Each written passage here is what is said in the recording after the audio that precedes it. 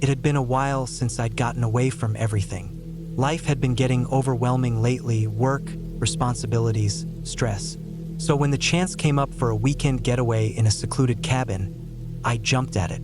The idea of being off the grid, away from phones and the constant rush, sounded like the perfect escape. The cabin wasn't far from the small town where I'd rented it. It was nestled deep in the woods, a little too far off any main road, which made it feel like the perfect retreat. The owner, a gruff old man with a thick beard, handed me the keys without much conversation. He gave me a simple map with the route outlined. No real details, just that it was peaceful and quiet, which is exactly what I needed. The drive out there was easy enough at first, but the deeper I went into the forest, the more the road began to narrow. The trees started to close in on both sides, their shadows creeping across the dirt path like something was watching me. There was nothing else out here. No houses, no signs of life, just miles and miles of trees stretching in every direction. I remember thinking how quiet it was. Too quiet. The kind of quiet that makes you hyper-aware of the smallest noises. Every now and then, a bird would call from somewhere deep in the forest, but otherwise nothing. It was the kind of silence that felt wrong, like it was holding its breath. When I finally reached the cabin, the sun was beginning to dip below the horizon. It looked exactly as it had in the pictures. Small, wooden, with a sloped roof and a porch that seemed to invite relaxation. There were no other houses nearby, just more trees and the occasional rustle of wildlife. I parked my car next to the cabin, grabbed my bags, and stepped out. The air was cool, fresh with a hint of pine. I took a deep breath, trying to shake off the unease that had been creeping up my spine during the drive. The cabin looked cozy enough, and the quiet was starting to feel more peaceful than unsettling. The first thing I did was check the cabin's door. It was locked, of course, and the key slid in without resistance. When I opened the door, the smell hit me immediately.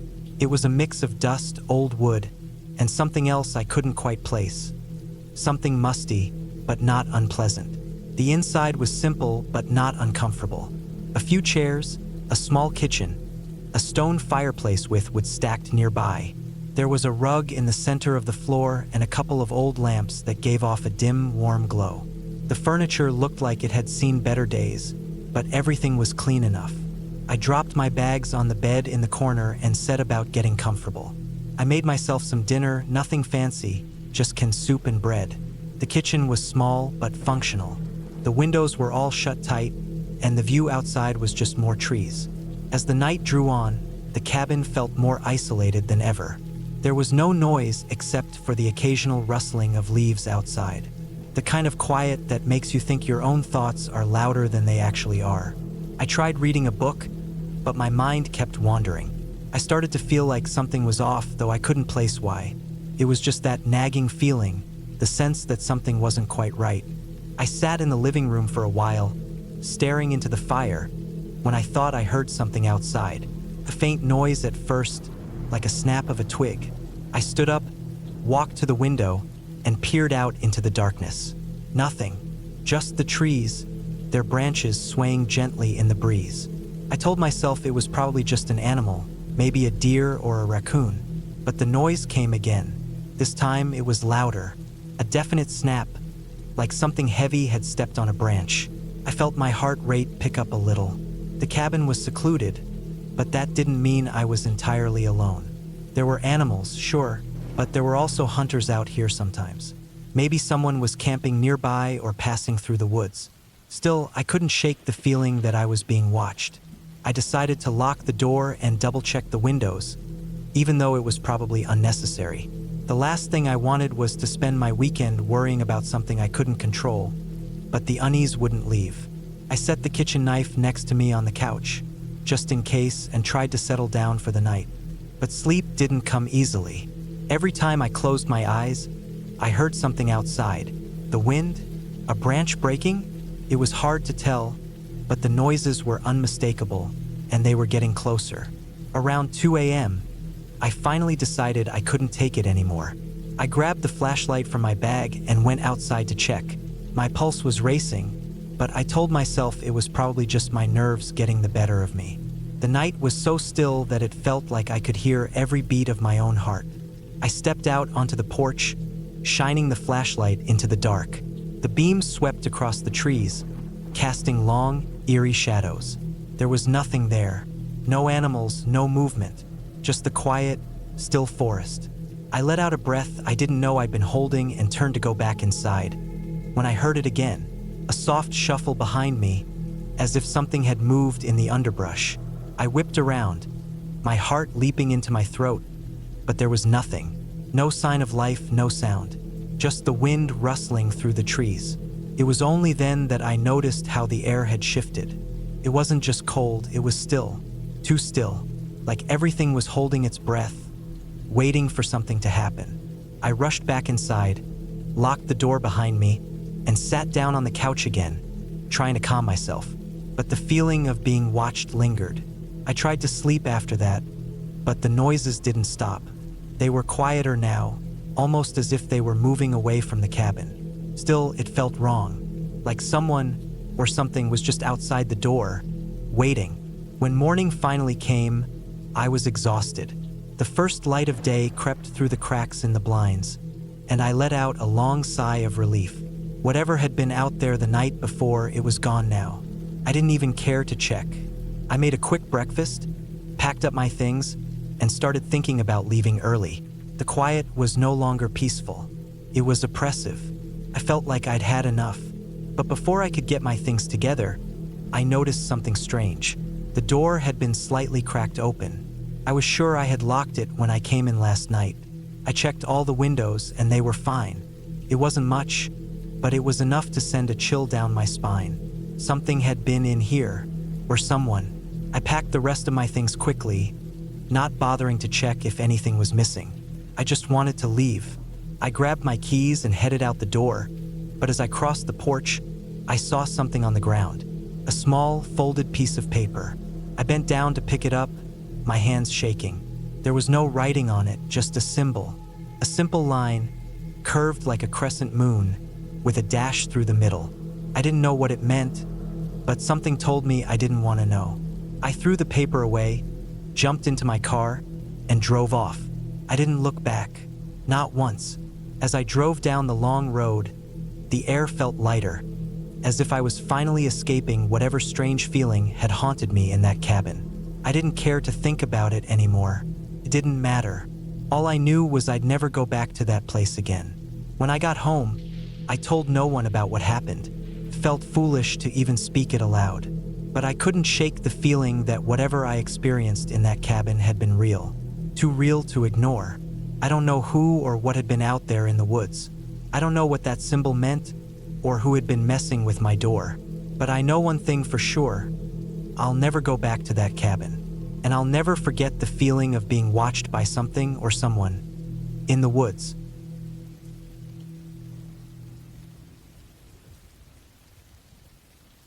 I had been planning this trip for months. A solo retreat to a secluded cabin nestled deep within the woods of northern Montana. The idea was to disconnect from the digital world, clear my mind, and perhaps find some inspiration for the novel I had been struggling to write. The cabin, owned by a distant relative, was rustic but equipped with the basics. A wood-burning stove, a small kitchen, and a single bedroom. No electricity, no running water, just me, nature, and silence. The first few days were idyllic. I spent my time hiking, reading, and jotting down notes. The tranquility was exactly what I needed. However, on the fourth night, I was awakened by a faint rustling outside. At first, I dismissed it as a deer or perhaps a raccoon. But as the nights went on, the noises became more deliberate, footsteps circling the cabin, the creak of the porch floorboards, and soft tapping on the windows. I tried to rationalize these occurrences. Maybe it was the wind or my imagination playing tricks on me. But the unease grew. I started noticing subtle signs during the day. Footprints in the mud that didn't match my boots, the scent of cigarette smoke lingering in the air, and items inside the cabin slightly out of place. One morning, I found a note pinned to the front door. "Leave now." The handwriting was jagged, the paper damp from the morning dew. Panic set in. I had no cell service, and the nearest town was miles away. I decided to cut my trip short and leave immediately. As I packed, I couldn't shake the feeling of being watched. The hike back to my car was tense. Every snap of a twig made my heart race. When I finally reached the trailhead, I found my car with slashed tires and a shattered windshield. Stranded, I had no choice but to return to the cabin and wait for help. Back at the cabin, I barricaded the doors and windows, keeping a fire burning to deter any unwanted visitors. Days passed. I rationed my food and kept a makeshift weapon, a heavy branch, close at hand. The sense of isolation was overwhelming. On the 7th day, a park ranger arrived, responding to reports of smoke from the area. I explained my ordeal and he helped me get to safety. Authorities later discovered signs of an intruder living nearby, makeshift campsites and stolen items from other cabins in the area. The experience left me shaken. I had gone seeking solitude but found vulnerability. The woods no longer felt like a sanctuary but a place where the line between peace and peril was razor thin.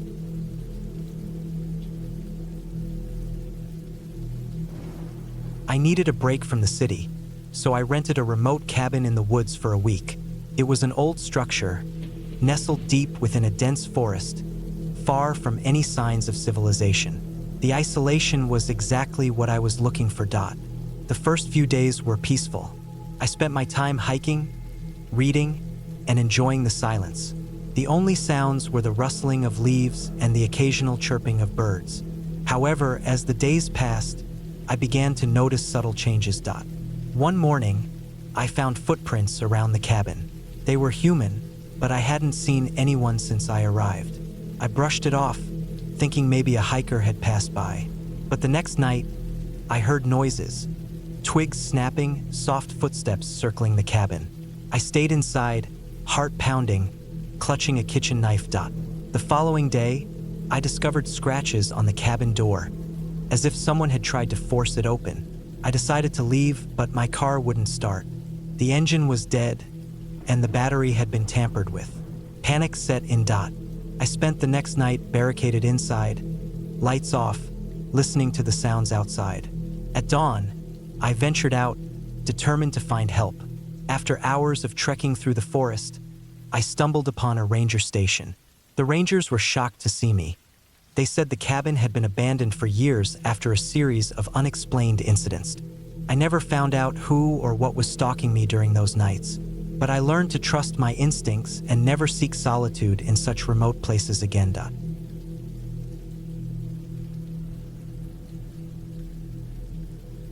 I never thought I'd find myself in this situation. I always considered myself someone who could handle isolation, someone who wouldn't get spooked by the eerie sounds of the forest or the long, silent nights in a cabin deep in the woods. But I wasn't prepared for this. No one ever is. It started with a cabin rental I found online. The price was too good to pass up. It was tucked away in Pine Ridge, a place I had never heard of, but it seemed peaceful, away from the hustle and bustle of daily life. It was a 3-day weekend, and I thought I needed some time away. I had been working long hours, and after a stressful few months at my job, I decided to take a break. I packed up my car with a few bags of food, a good book, and some hiking gear. The drive took longer than I expected, but I finally arrived. Pine Ridge was even more remote than I had imagined. The road was narrow, winding, and barely wide enough for my car to pass through. Trees crowded on both sides, making it feel like I was driving through a tunnel of foliage. The cabin itself was small, nestled just at the edge of a clearing. Its wood siding was weathered, and the roof was covered with a layer of moss. It looked like it hadn't been used in a while, but it was still standing. That gave me a strange comfort. I could already hear the wind whispering through the trees, and I thought about how nice it would be to just sit by the fire, relax, and let everything else fade away. I parked my car and grabbed my stuff. The air was crisp, and the smell of pine and damp earth filled my nostrils. I had read the rental agreement that mentioned the cabin had no electricity or running water, but it didn't bother me. I liked the idea of being completely off the grid for a few days. There was a small solar panel next to the cabin, enough to power the few lights inside, and a well for water. I didn't mind the lack of modern comforts. This was supposed to be about disconnecting. I unlocked the door, and the cabin creaked as it opened. The inside was exactly what I expected. Rustic, simple, and cozy. A stone fireplace sat at one end of the room, with a pile of firewood stacked neatly next to it. There was a small kitchen area with an old stove, a sink, and a few shelves with basic utensils. A small table with 2 chairs sat near the window that overlooked the woods. In the far corner, there was a single bed with a thick quilt on top. Everything was bare bones, but it was perfect. It felt like a peaceful little retreat. I spent the first couple of hours unpacking, setting up my gear, and lighting a fire in the fireplace. It felt good to sit there, watching the flames crackle and listening to the occasional call of birds outside. I thought about how great it was to be alone. There was something comforting about being in a place so isolated, a place that few people probably ever visited. As the evening drew closer, the temperature began to drop. I threw another log onto the fire and settled into the chair, pulling out the book I had brought. The wind picked up, howling through the trees, but it wasn't unpleasant. I felt safe, secure. There was no cell service, and I was a good distance from the nearest town, so the silence felt even more profound. But as the night went on, something shifted. It wasn't anything overt at first, just small things. I couldn't shake the feeling that I wasn't as alone as I thought. At first, I blamed it on the wind, the creaking of the wood, the occasional tapping on the walls. But as the hours stretched on, those little noises started to grow louder.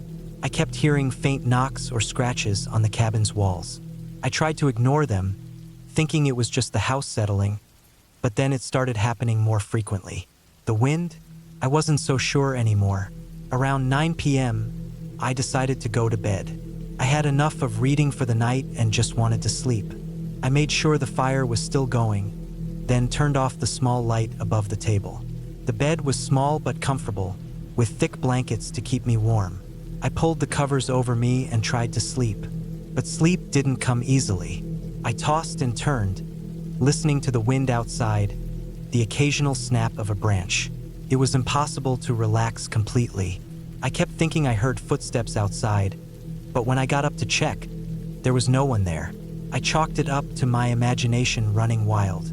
Around midnight, I woke up to the sound of the door creaking open. My heart raced, but I stayed still, trying to convince myself that I was hearing things. But then the door creaked again. This time, it was unmistakable. Someone was trying to get in. I grabbed the flashlight from the nightstand and slowly moved toward the door, my pulse quickening. The door was still shut, but the sound of it creaking echoed in my ears. It was as if it was opening on its own, just barely, then closing again. I was terrified, but I didn't want to let fear control me. I had to know if there was someone out there. So, I grabbed a heavy piece of firewood from the pile near the fireplace, just in case. I crept to the door and opened it quickly. There was nothing, just the dark, cold night outside. No footsteps, no signs of anyone having been there. The door was still latched, and there were no signs of forced entry. I stepped back inside, my nerves on edge, but I was determined not to let the isolation get to me. It had to be the wind, I thought. I locked the door again, went back to bed, and tried to fall asleep. But this time, the noises outside didn't stop. The knocks on the walls were louder now, almost as if someone was intentionally trying to get my attention. I got up again, this time more out of anger than fear. I wasn't gonna let my mind play tricks on me. I opened the door again, more forcefully this time, and shined the flashlight around the clearing outside. Nothing. But then I noticed something strange. At the edge of the clearing, just beyond the tree line, there was a faint glow, like a lantern or a light. It wasn't a fire. It wasn't the moonlight. It was too steady, too constant. I froze. I wasn't sure what to do. I should have stayed inside. I should have ignored it. But my curiosity got the better of me. I grabbed my jacket and my flashlight and stepped outside. The air was colder now, the wind sharp. The light flickered just at the edge of my vision. I could barely make it out through the trees, but it seemed to be moving, swaying back and forth like someone was carrying it. I followed the light, my heart thumping loudly in my chest. The further I walked, the colder it seemed to get. The woods were dead silent now. No birds, no rustling, just the crunch of leaves under my boots. I kept walking. The light was closer now, just a few feet ahead. It seemed to be coming from a small structure. Another cabin, but older, more dilapidated than the one I was staying in. I reached the cabin, and my breath caught in my throat. There was no one there, no sign of anyone at all.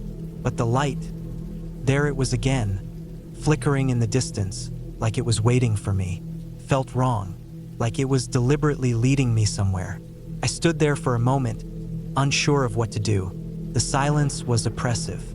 My hands were shaking as I held the flashlight, the beam of light cutting through the darkness. I looked back at the cabin I had rented. It was just a short walk away. I was so close to safety.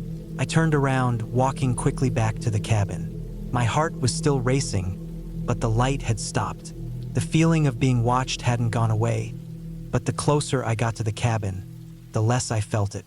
Once inside, I locked the door and stayed by the fireplace, my back pressed against the wall. I kept the light on, but I didn't want to go outside again. I sat there for hours, staring at the flickering flames, too afraid to sleep. By morning, everything seemed normal. The sun rose slowly over the trees, and the woods felt quieter. I could hear birds calling again, the wind was gentler, and the strange light was nowhere to be seen. The cabin felt safe again. I packed up my things and left. I didn't look back, but I knew I had experienced something. The woods had their own secrets, and the things that happened there, whatever they were not meant to be understood. That weekend, I didn't just get away. I learned that sometimes being alone isn't peaceful. Sometimes it's dangerous.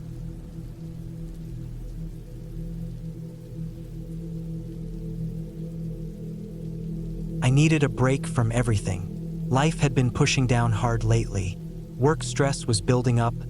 The constant noise in the city had worn me thin, and even my weekends felt like chores.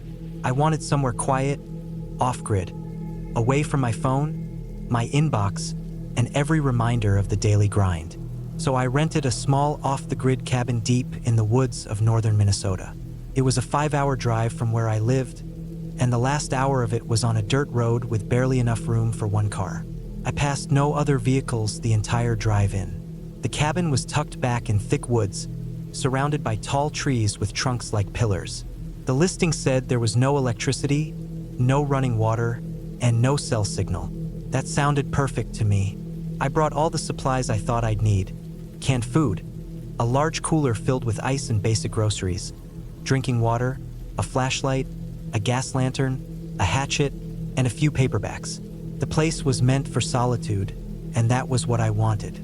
The cabin itself was a simple structure, wood-paneled walls inside and out, a small front porch with a rocking chair, one main room with a cot, a table, 2 chairs, and a small wood stove. There was also a tiny kitchen area with an old hand pump for groundwater and a shed out back with a composting toilet. That first day, I unpacked and settled in. I walked around a bit, checking the trees, the moss, listening to the birds. There was a calm here that I hadn't felt in years. The first night was quiet, unsettlingly quiet, actually. The kind of silence you forget exists when you live in the city. No traffic hum, no neighbors, no distant sirens. Just the sound of the wind in the trees and the occasional rustling of small animals in the underbrush. I read by lantern light for a while, then lay in bed and stared at the dark ceiling until I drifted off. I woke up sometime after midnight. It was completely black inside the cabin. Couldn't see a thing. I reached for the flashlight beside the cot and clicked it on. The beam cut through the darkness and landed on the far wall. Nothing seemed out of place. I sat up, unsure of what had woken me. Maybe a dream? But then I heard something, faint, far off, like a distant crack or snap, maybe a branch, probably just a deer. I lay back down and eventually fell asleep again. The next morning, I felt rested, made a small breakfast with the camping stove and ate outside on the porch. I decided to explore the area a bit.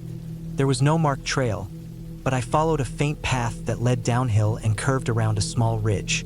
I walked for about 2 hours, moving slow, checking out plants, listening to the quiet.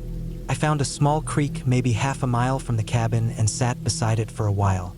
The water was cold and clear. I dipped my hands in and sat there, just listening to the flow. On the way back, I noticed something odd. A tree about 15 minutes from the cabin had deep gouges in the bark. Not bare claw marks. I knew what those looked like. These were straighter, cleaner, like cuts from a blade. I crouched down and saw a few similar marks on nearby branches. It was strange, but not alarming. Maybe a hunter had come through recently. Still, it put me a little on edge.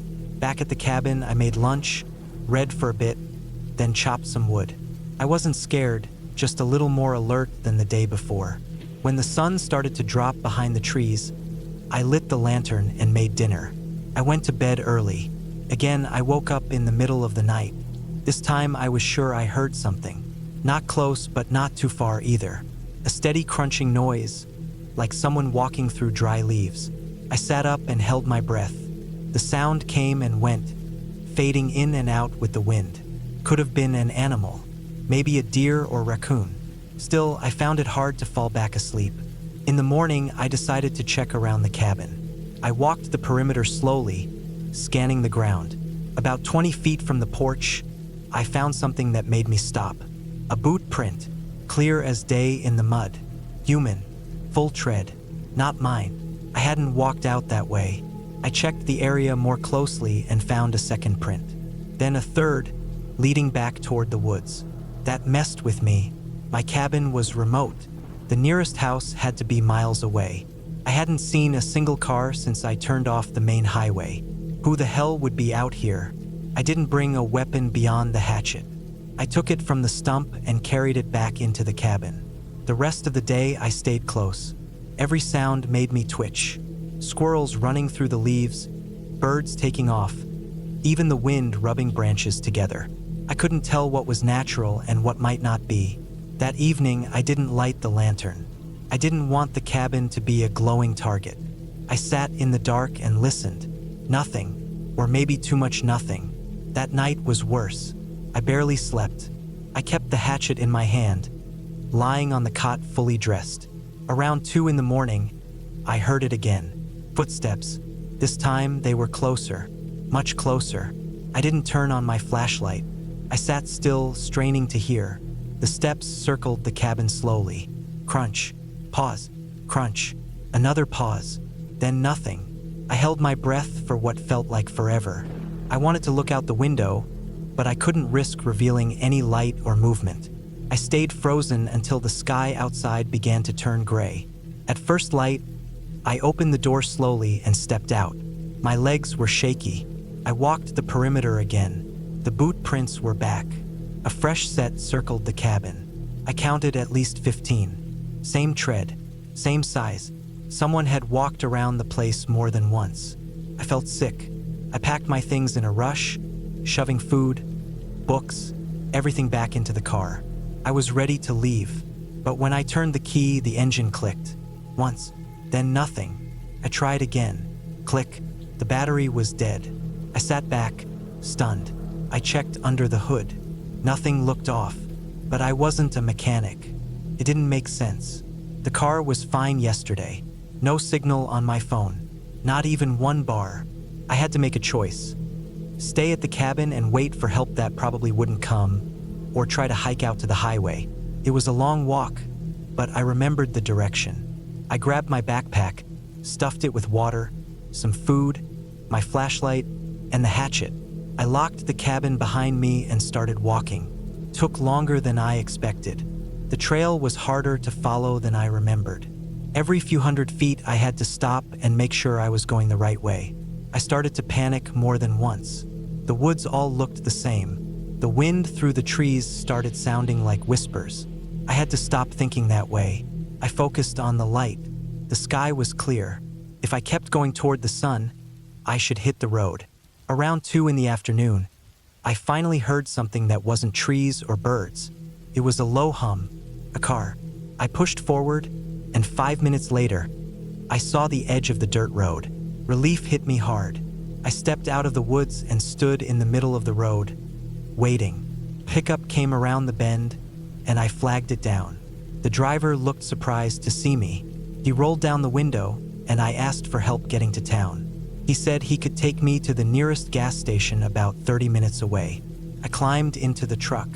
At the station, I used their landline to call a tow service. They said they could get someone out to the cabin the next morning. I checked into a small motel nearby. That night, I finally slept, even though the image of those boot prints kept replaying in my mind. The next day, I went back with the tow truck. The cabin door was open. I was sure I'd locked it. Inside, nothing was stolen, but things had been moved. A chair was turned over.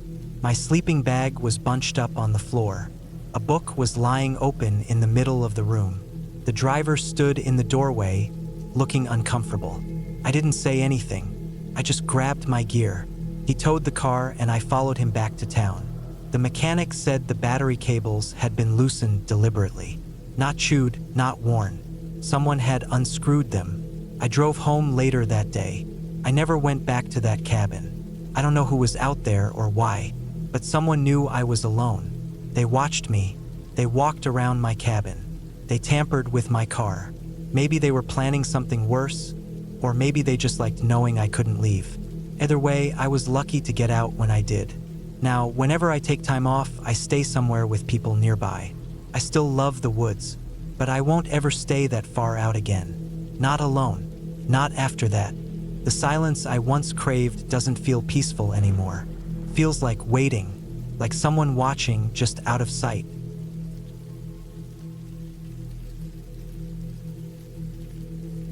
I never planned on staying in that cabin. Honestly, I wasn't even sure why I agreed to go in the first place. It seemed like a good idea at the time, but when I drove up that winding road and saw the cabin nestled in the trees, a sinking feeling settled in my gut. Maybe it was the isolation, or maybe it was the way the cabin stood there, silent and alone, like it had been waiting for someone to show up. Either way, I had second thoughts almost immediately. I had been looking forward to the trip at first, an escape from the stress of daily life, a break from the noise of the city. The idea of being surrounded by nature sounded peaceful, calming, but the cabin looked old, like it had been there for decades, forgotten by time. The wooden planks were worn and peeling, and the small windows looked too dark for comfort. The whole place seemed to sag under the weight of its own age. I parked the car, grabbed my bag, and stepped out. The air was cool, fresh, but it felt heavy, thick. The trees around me towered like silent sentinels, their branches swaying gently in the breeze. I couldn't help but feel like they were watching me.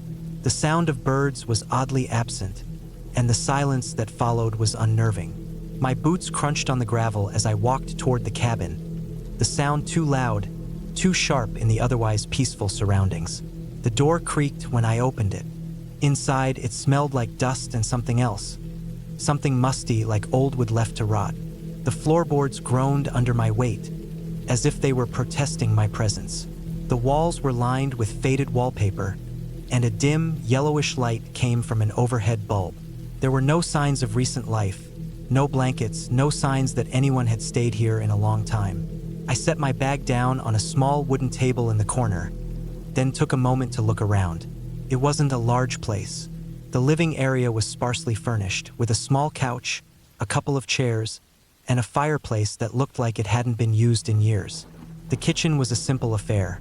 An old stove, a fridge that looked like it might still work, and a sink with a rust stain around the drain. The air inside felt stale, like it had been trapped in there for far too long. I could hear the wind outside now, picking up, rustling the trees, making the cabin groan in response. The place felt alive in a way, as if it had a pulse of its own. I shook off the uneasy feeling and decided to explore the area. I figured I could at least enjoy the view of the surrounding forest. There were hiking trails nearby, and I had packed a lunch. Maybe getting out into nature would help clear my head. The cabin sat at the edge of a small clearing, surrounded by tall, thick trees. There was a creek nearby, its babbling water barely audible over the wind. The trees formed a near-impenetrable wall of greenery, their trunks thick and twisted, their branches reaching out like fingers trying to grab anything that passed by. I walked toward the creek, the crunch of leaves beneath my feet punctuating the silence. The water was clear, but it flowed fast, cutting through the rocks and moving swiftly through the narrow channel. I stood there for a while, just listening to the sound of the water and watching the trees sway in the wind. It was peaceful in a way, but that nagging feeling in my gut wouldn't go away. I felt like I wasn't alone, even though I knew I was. Every now and then, I'd hear a rustle in the underbrush or a twig would snap, but I never saw anything. Just the wind, the trees, and the creek. It wasn't until I turned back toward the cabin that I saw it. A figure, standing at the edge of the clearing, half hidden in the shadows of the trees. At first, I thought it was just my imagination, but when I blinked and looked again, the figure was still there. It wasn't moving, just standing still, watching me. I froze, my heart pounding in my chest. The figure was tall, unnaturally so, and seemed to blend into the dark shadows around it. I couldn't make out any details, but I could feel its presence, like a weight pressing down on me. I didn't know who or what it was, but the feeling of being watched was unmistakable. For a long moment, I stood there, frozen in place, unable to move or look away. Then, as if it had never been there at all, the figure was gone. I scanned the trees, but there was nothing. No sign of anyone or anything. My breath came out in shaky gasps, and I tried to convince myself it was just the wind, the way the branches moved in the breeze. But deep down, I knew I had seen something. I had felt something, and I wasn't sure I wanted to find out what. I didn't stay long outside after that. I hurried back to the cabin, my footsteps quick and heavy. When I entered, I locked the door behind me, the sound of the deadbolt clicking into place doing little to ease my nerves. I had heard all the stories about people who'd gotten lost in the woods, about hikers who'd vanished without a trace. Maybe it was the isolation of the cabin, or the fact that I was so far from civilization, but the thought of being alone out there made my skin crawl. The sun was starting to set, casting long shadows across the cabin's interior. I tried to push the unsettling thoughts out of my head and decided to make myself something to eat. I rummaged through the small fridge, finding little more than a few cans of soup, some bread, and a jar of peanut butter. It wasn't much, but it would do.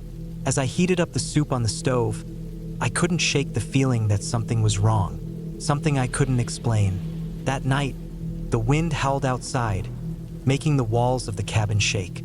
I tried to sleep, but every creak and groan of the building kept me on edge. My mind kept drifting back to the figure I had seen in the clearing. Who or what had it been? I couldn't stop picturing it standing there, watching me. The longer I lay there, the more the shadows seemed to stretch and twist, filling the room with an oppressive sense of dread. At some point, I must have fallen asleep, though I didn't remember drifting off. I woke up suddenly in the middle of the night, my heart pounding, my breath shallow. The room was pitch black, and for a moment, I couldn't make sense of my surroundings. Then, I heard it, a soft, scraping sound coming from somewhere inside the cabin. I sat up, straining my ears to listen. The noise was faint but unmistakable, like something dragging across the floor. It sounded like it was coming from the hallway outside my room. I felt my pulse quicken, my skin prickling with fear. My first instinct was to grab something for protection, but there was nothing nearby. No weapon, no phone, nothing. I was alone, isolated, with no way to reach anyone. The scraping sound continued, slow and deliberate. It sounded too close, like it was just outside my door. I could feel the hairs on the back of my neck stand up.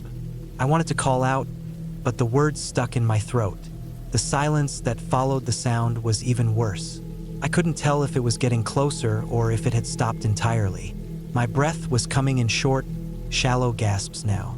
I waited for what felt like hours, the fear gnawing at my insides. Eventually, the sound faded away, replaced by the eerie stillness of the cabin. I didn't dare move. I just lay there, staring into the dark, waiting for the next sound, the next sign that something was wrong. But nothing came. When morning finally came, I was exhausted, physically, mentally, emotionally. I didn't want to leave the cabin, but I couldn't stay either. I packed my things as quickly as I could, my hands shaking as I shoved my clothes and belongings into my bag.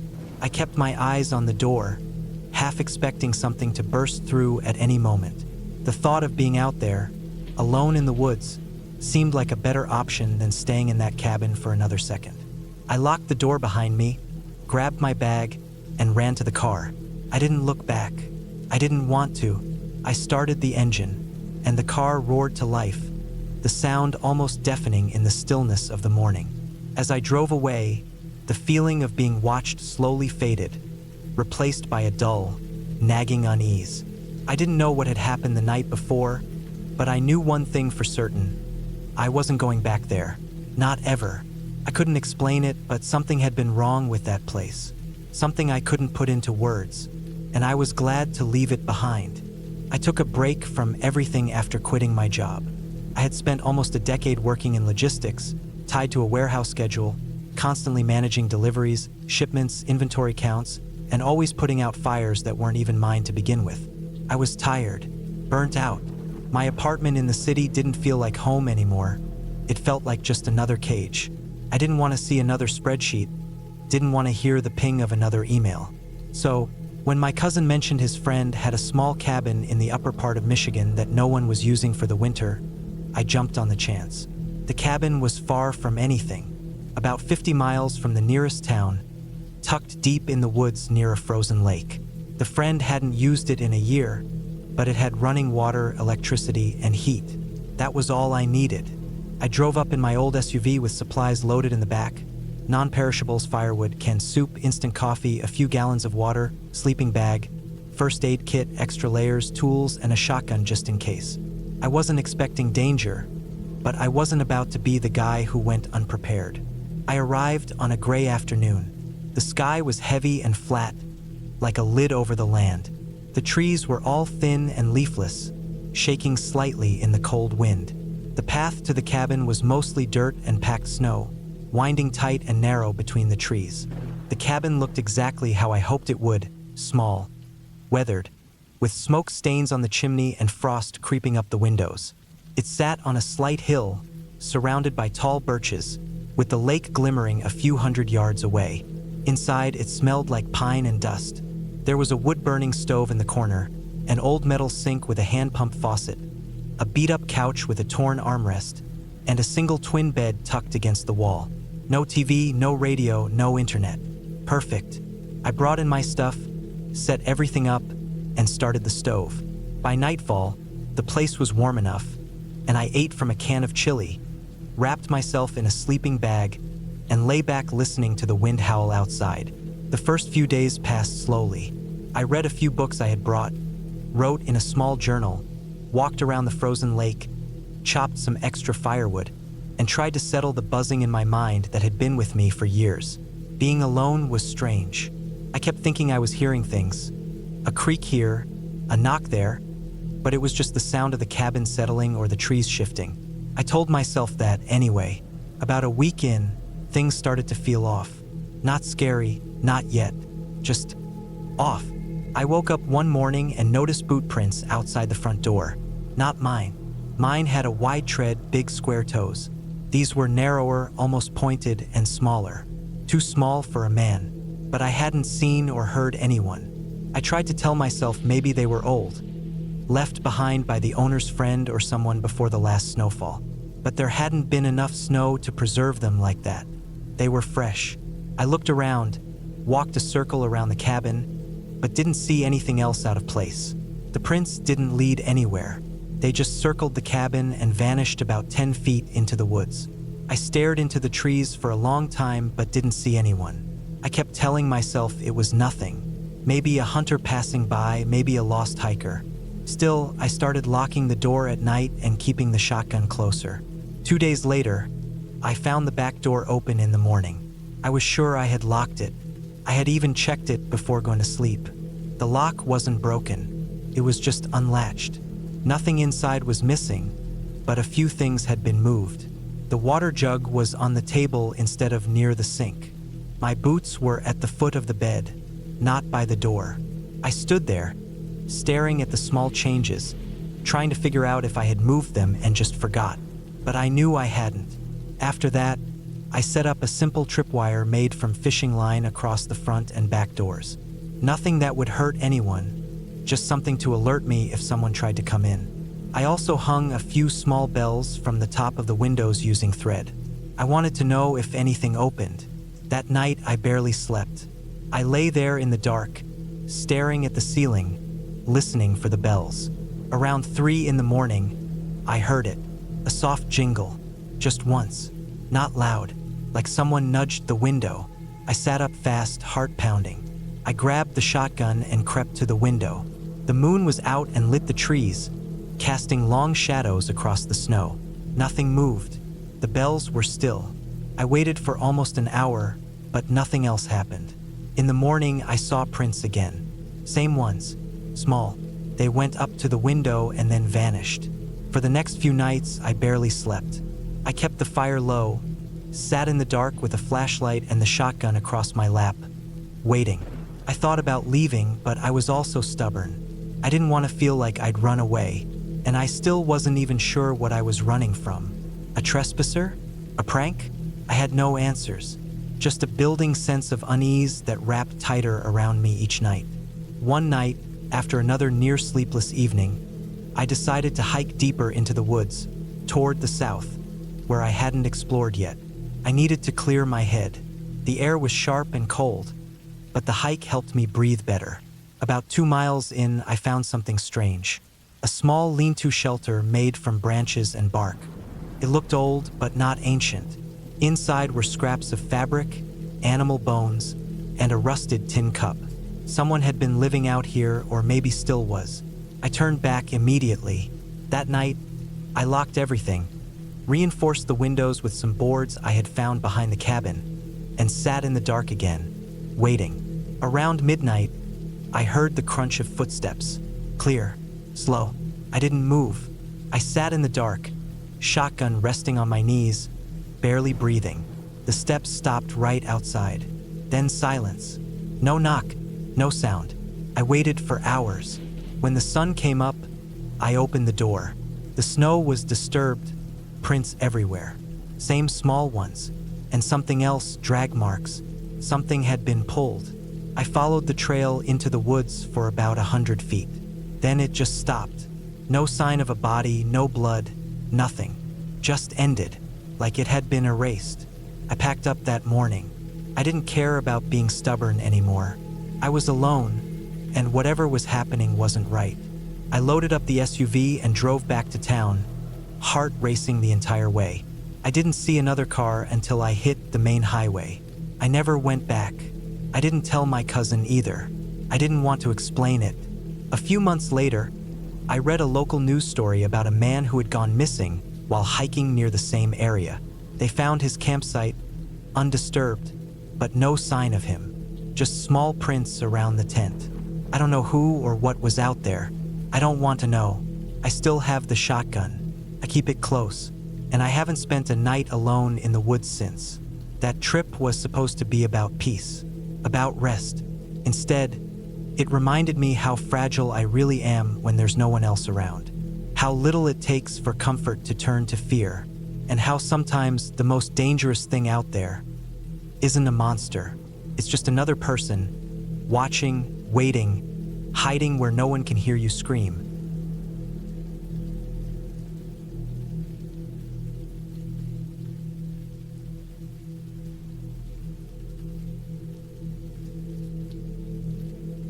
I was 35 when I rented the cabin. I had just left my job after almost 12 years.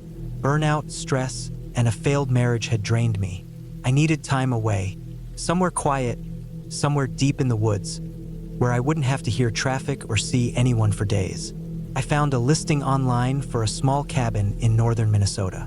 It was a bit more remote than I was planning, but the pictures showed a clean, rustic place surrounded by trees and sitting right next to a private lake. It looked perfect. I booked it for 2 weeks. The drive there was long. Once I passed the last town with a real grocery store, the paved road turned to gravel, then dirt. I drove for almost an hour on winding forest roads, losing cell service about 20 minutes in. When I finally pulled up to the cabin, the sun was low. The place was smaller than it looked in the pictures, but still nice. A single room with a bed, wood stove, small kitchen area, and a little table with 2 chairs. There was a bathroom attached with a compost toilet and a gravity-fed shower. It was cleaner than I expected. I unpacked my gear. I brought enough food for 2 weeks, a few books, my old journal, and a solar-powered battery for basic charging. There was no TV, no internet, no distractions. Just birds, wind, and the lake out back. That first night, I lit a fire in the wood stove, sat by the window, and stared into the trees until the sky turned black. I went to bed feeling calm for the first time in years. The first few days were peaceful. I slept late, made simple meals, hiked the trails around the cabin, and sat by the lake. I even tried fishing once, though I didn't catch anything. On the 3rd day, I noticed something odd on my way back from a walk. A tree branch had been snapped clean off and laid across the path, like someone had blocked it on purpose. It was thick, too thick for a deer to do that. I stepped over it and didn't think much about it. But the next morning, I found something else. A pile of small rocks stacked neatly in front of the cabin. They weren't there the night before. I stood there staring at them for a while, then kicked them over. I figured maybe some animal had pushed them together, or maybe it was a coincidence. I went about my day, but I was more alert now. That night, I had trouble sleeping. The woods outside were loud.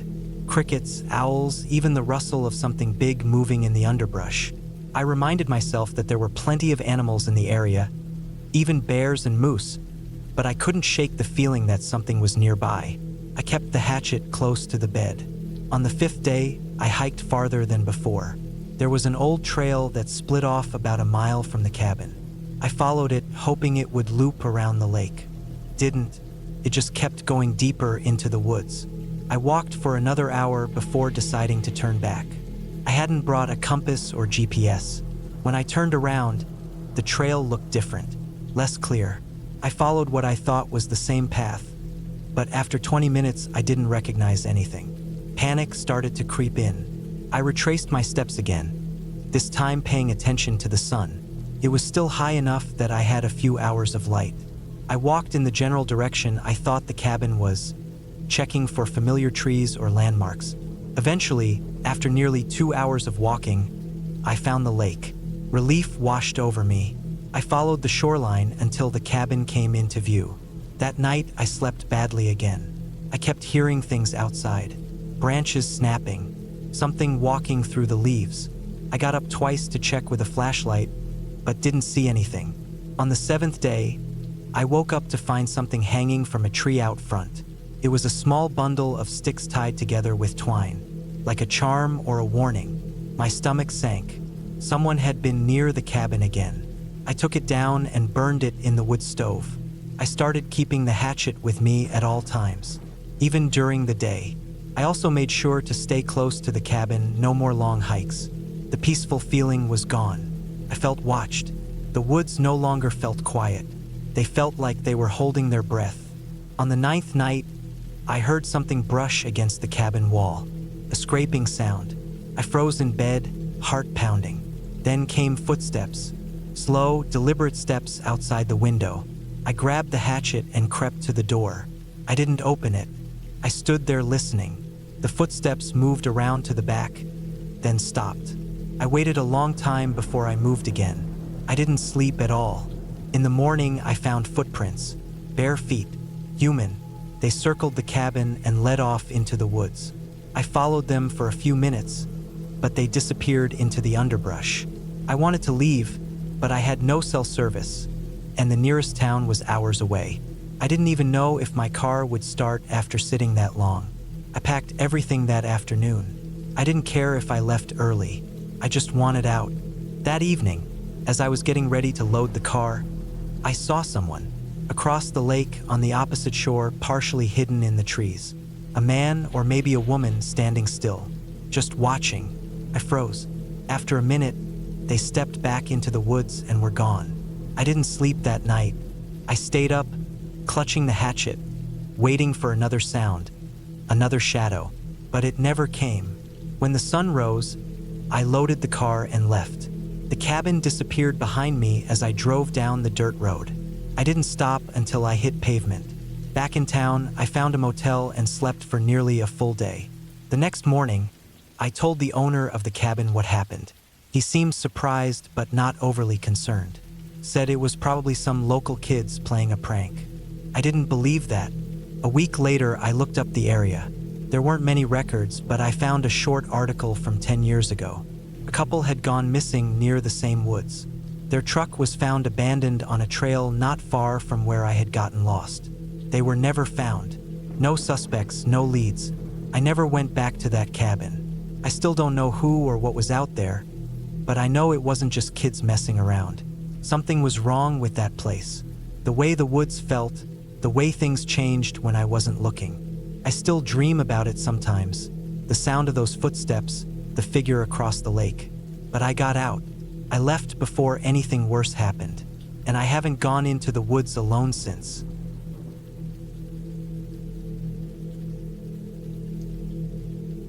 I don't usually talk about that trip, not because I'm trying to hide anything, but because it left me with a feeling I still haven't been able to shake. It was supposed to be a peaceful, quiet break from everything. That's what I told myself when I booked the cabin. I'd found it on a small rental site that focused on remote getaways, simple places off the beaten path where people could unplug. No fancy amenities, no distractions, just the woods, fresh air, and time away from other people. At that point in my life, I needed that. It was late September when I went.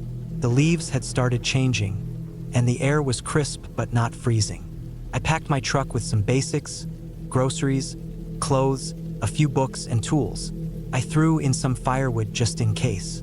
The drive took about 5 hours. The last stretch was on an old Forest Service road that twisted through dense pine and maple woods. No cell service once I passed the last town. I expected that. When I pulled up to the cabin, it was exactly as the pictures had shown. Plain wooden siding, a metal roof, and a covered porch that overlooked a small clearing. The trees surrounded everything, tight and quiet, and I noticed right away how still the air felt. No cars, no dogs barking, no sound at all except the faint rustle of wind through leaves. Inside was simple: a small kitchen, a living area with a couch and wood stove, a bathroom, and a single bedroom in the back. There was no TV, no Wi-Fi, and no clocks. Just a radio, some old paperbacks on a shelf, and a binder with instructions and local maps. Felt like stepping back in time. I unpacked slowly, enjoying the calm. The first night was peaceful. I made a basic dinner, read for a while, and fell asleep early. It was cold, but the heavy blankets and small wood stove kept it comfortable. I slept longer than usual and woke up to soft sunlight coming through the curtains. Birds chirped outside, and I drank my coffee on the porch, looking out over the damp grass and dew-covered trees. For the first couple of days, everything was exactly what I'd hoped. I went on short hikes along marked trails I found in the binder. I cooked simple meals, chopped firewood, and read. I even started writing a little, just notes in a notebook about how I felt being alone like that. It was the first time in months I didn't feel stretched thin. But things started to shift subtly. It wasn't anything obvious at first, just small things I could have ignored, like how I'd wake up and notice the firewood pile looked different, or how I'd find the porch chair slightly moved. Once, I came back from a walk and noticed muddy footprints on the back steps. I figured it could have been an animal, but they looked more like human boots. I didn't panic. I assumed maybe a hunter passed through, or maybe even the property owner had checked on things. But I hadn't heard or seen anyone. Still, I told myself not to overthink it. I kept the cabin locked when I left and started keeping my axe a little closer at night, just in case. By the 5th day, things felt heavier. I started to feel watched. It's hard to explain. It's that sensation where the hairs on your neck stand up and your stomach tightens, even when there's nothing you can point to. I tried brushing it off, but it didn't go away. That night, I barely slept. Every creak in the floorboards or gust of wind made me sit up. I kept imagining someone outside, just past the tree line, watching the windows. The next morning, I found fresh tracks again. Boot prints, this time closer. I followed them around the cabin. They started at the edge of the woods, went up to the back door, circled the cabin once, and then disappeared back into the trees. It hadn't rained, so they were crisp. I knelt and looked at them closely. They weren't mine. I wear hiking shoes with a very different tread. These were heavy. Why, probably work boots. I didn't go hiking that day. I stayed close to the cabin and started double-checking the locks, even during the day. I kept the windows shut, curtains drawn. I started carrying my hatchet with me, even to the outhouse just down the trail. I was tense, and I hated how it was affecting me. Later that evening, I heard something, not like before. This was clear movement in the woods, not an animal. I grew up in rural areas. I know the sound of deer, squirrels, raccoons. This was heavy, slow, deliberate. I sat on the floor by the window and listened, heart racing. Came closer, then stopped. I didn't sleep at all that night. I sat up with the axe and a flashlight, jumping at every noise. But nothing happened. No knock at the door, no break-ins, just silence. The next morning, I went outside with my axe and circled the cabin. I found something that made my stomach drop. A piece of twine tied around a tree, just past the clearing. Hanging from it was a small bundle, 3 sticks bound together with feathers and bits of cloth. It looked like some kind of marker. I didn't touch it. I backed away slowly and went back inside, locking the door behind me. That was the turning point. I started packing my things. I wasn't supposed to leave until the next day, but I'd had enough. Something was wrong out there, and I didn't want to wait and find out what. I loaded the truck, checked everything twice, and started driving out. About 3 miles down the service road, I saw something that made me hit the brakes. On the left side of the road, barely visible between the trees, was a parked vehicle. An older model pickup, covered in dirt. No plates, no one inside, just sitting there half hidden. I didn't stop. I kept driving faster now. It wasn't until I reached the highway that I let out the breath I'd been holding. I didn't see another car until I got back into town. I stopped at a gas station, used their restroom, and bought coffee. I must have looked shaken because the clerk kept glancing at me, but I didn't say anything. I just needed to get home. Over the next week, I tried putting it out of my mind. I told myself it was probably nothing.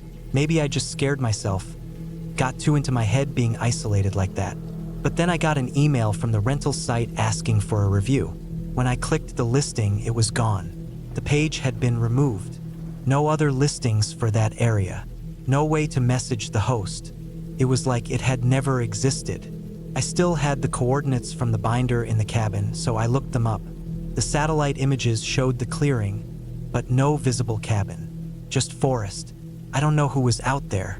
I don't know if the cabin was ever supposed to be rented in the first place. I never reported it. I figured I didn't have enough information. And besides, what could I even say? That I felt watched? That someone left boot prints? I still have the notebook I used. When I flip through it now, I can see the shift in my handwriting. Neat at first, then more rushed and shaky as the days went on. I haven't gone on another solo trip since. I still go camping sometimes, but only with other people. I like knowing someone else is nearby. I don't leave the firewood unattended, and I never, ever rent a place that doesn't have reviews or a verifiable owner. That week in the woods changed something in me.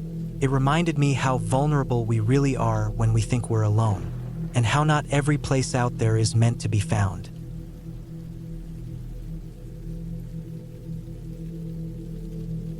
It was the kind of trip I had promised myself I would never take again. Alone in a cabin, deep in the woods, far from any help. But I needed to clear my head, to get away from everything. The noise, the rush, the endless demands. I had rented the cabin online, based on an old listing with a few photos of the place. Small, weathered, isolated, but cheap. Maybe too cheap looking back.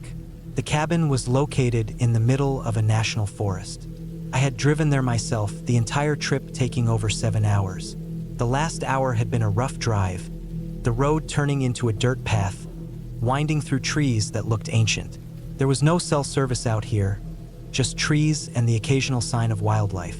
It felt like I was being swallowed by the forest, each mile drawing me deeper into it.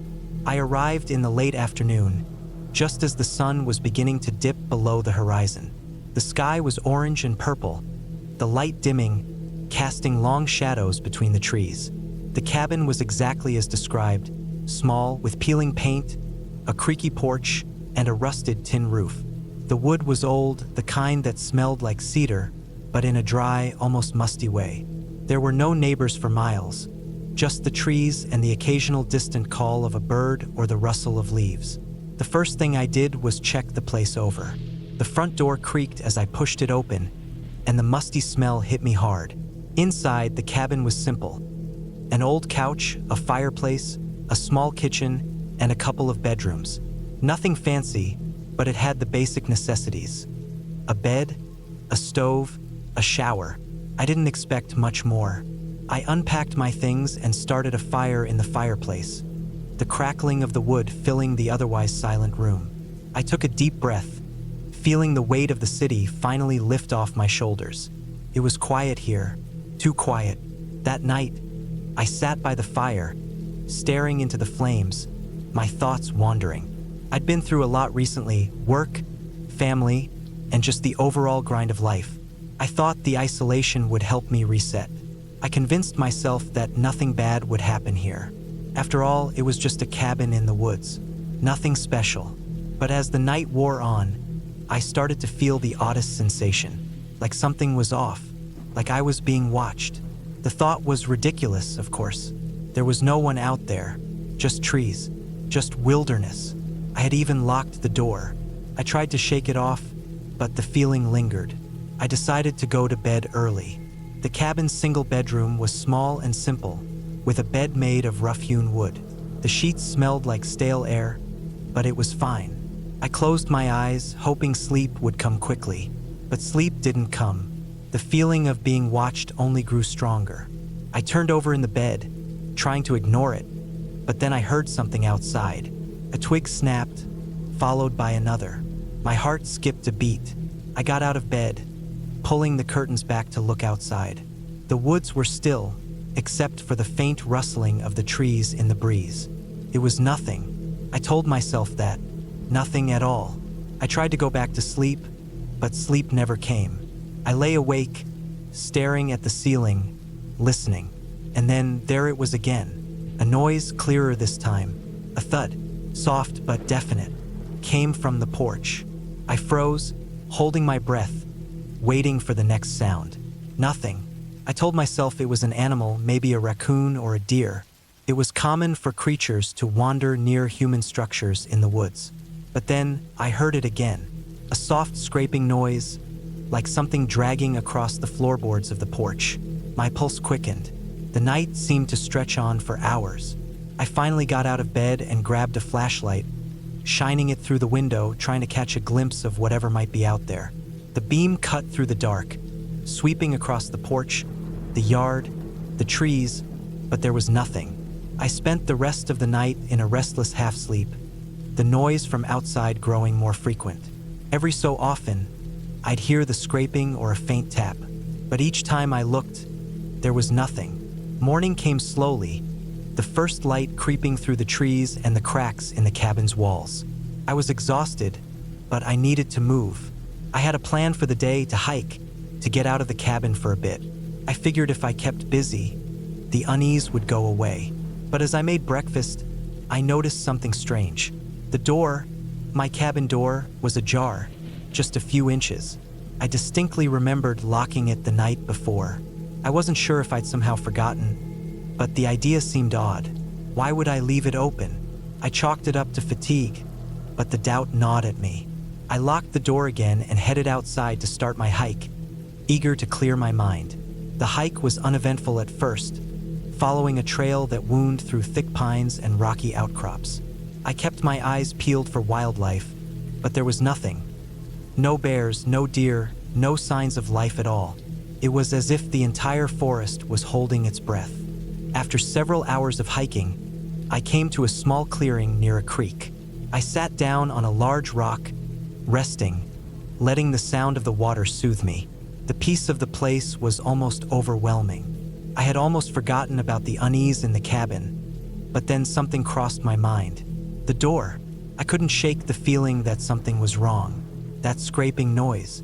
The way the door had been ajar when I got up this morning. Maybe it was just my imagination, but my mind kept going back to it. I decided to cut my hike short and head back. I wasn't sure what I was expecting to find, but something inside me said that I needed to go back. When I returned to the cabin, I noticed immediately that something was off. The door was wide open. The feeling of dread washed over me in an instant. I didn't know why, but it felt wrong. I stepped inside, calling out, but there was no response. The cabin was empty. I checked every room, no one was there, but the unease remained, thick and heavy in the air. It wasn't just the door. Something felt broken. I locked the door again and grabbed my things, throwing them into my bag. I didn't know what I was afraid of exactly, but the feeling of being watched was too strong to ignore. I had to leave. As I was about to step out the door, I froze. I heard something, a shuffle of footsteps, slow and deliberate. My heart skipped a beat. I turned, but the room was empty. Yet I couldn't shake the feeling that someone was there. Someone had been there. The air felt thicker now, colder. I grabbed my keys and ran to the car, not looking back as I started the engine. As I drove away, my eyes scanned the rearview mirror. I saw nothing but the dark woods closing in behind me. But I would never forget the feeling, that heavy, oppressive feeling, like something or someone was waiting for me to leave.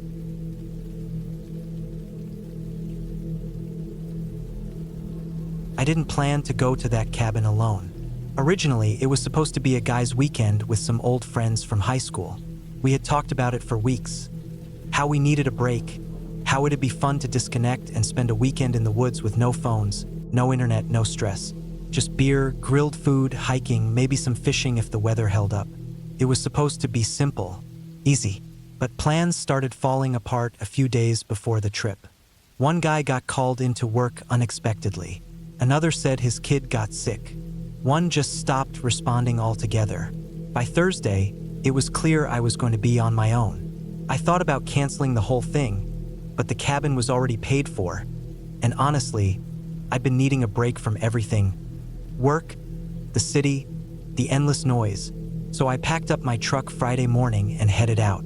The cabin was about 3.5 hours north, tucked in a thick forest near a lake that barely showed up on the map. The drive was mostly two-lane roads through small towns and winding stretches of forest. The farther I got, the more the trees crowded the road, leaning in close, like they were trying to block out the sun. By the time I hit the last gravel road that led to the cabin, it was already early evening, and the sky had turned a pale, washed-out gold. I pulled up to the place just as the sun started dropping below the treetops. The cabin wasn't much, just a small, weathered structure with a wide porch and a tin roof. There was a fire pit out front, some chopped wood stacked off to the side, and an old metal bench swing that looked like it hadn't moved in years. The trees around the property were dense and tall, and they stood like a wall on all sides. The lake was just a few minutes walk down a dirt path that cut through the trees. I unlocked the door and stepped inside. The air smelled stale and dusty, like the place hadn't been opened in months.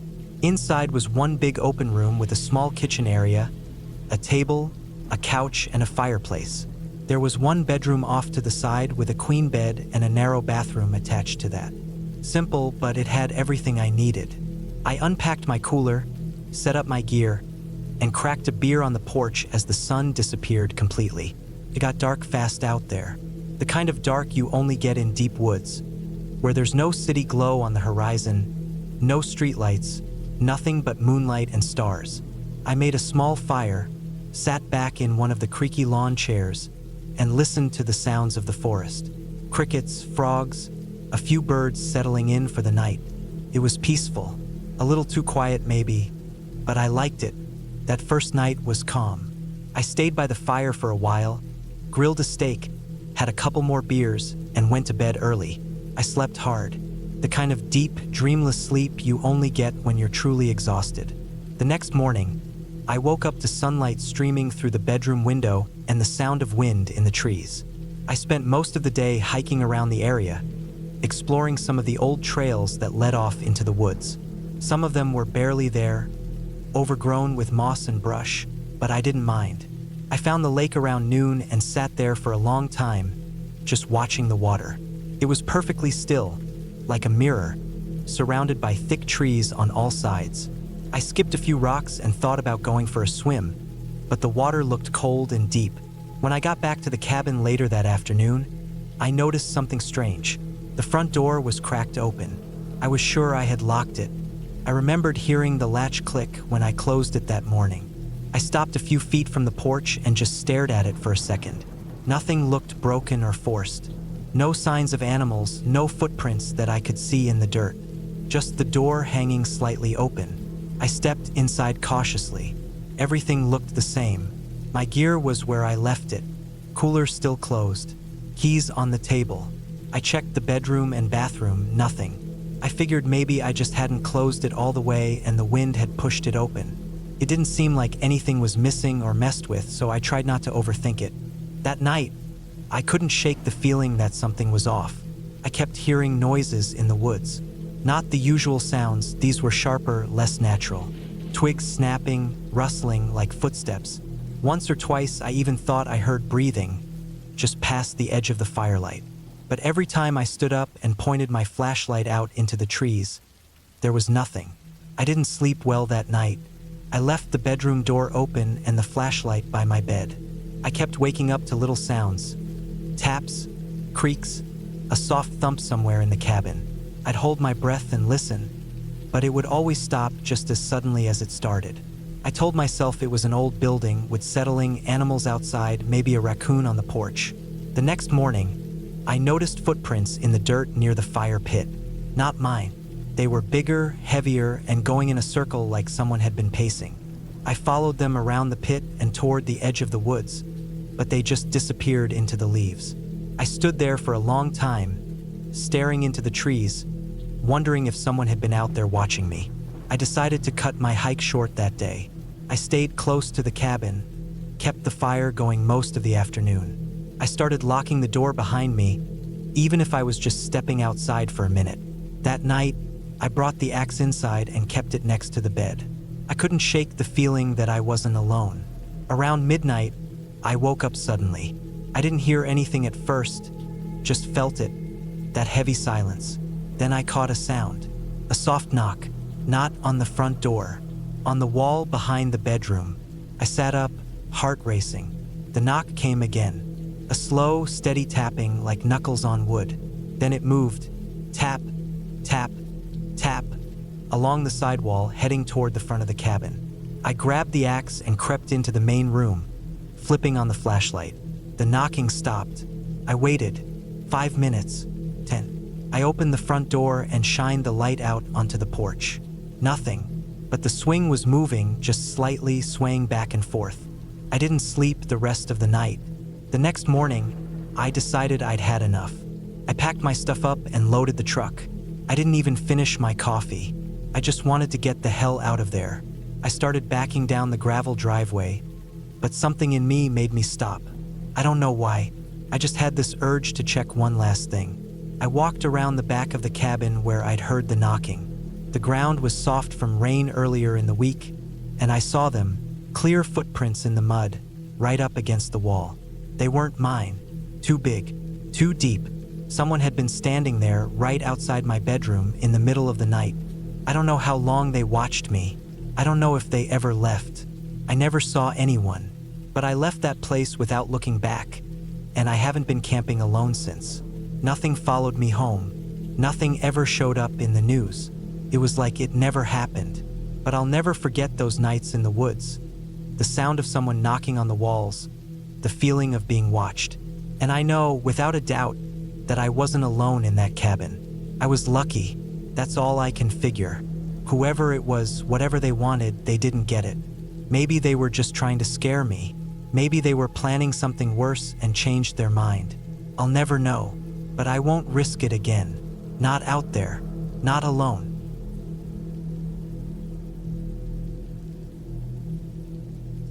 It was the kind of evening where the air seemed to thicken, hanging heavy with a damp chill that felt unnatural for early autumn. I had arrived at the cabin that afternoon, a little after 3, the kind of cabin that was tucked into the edge of a dense forest.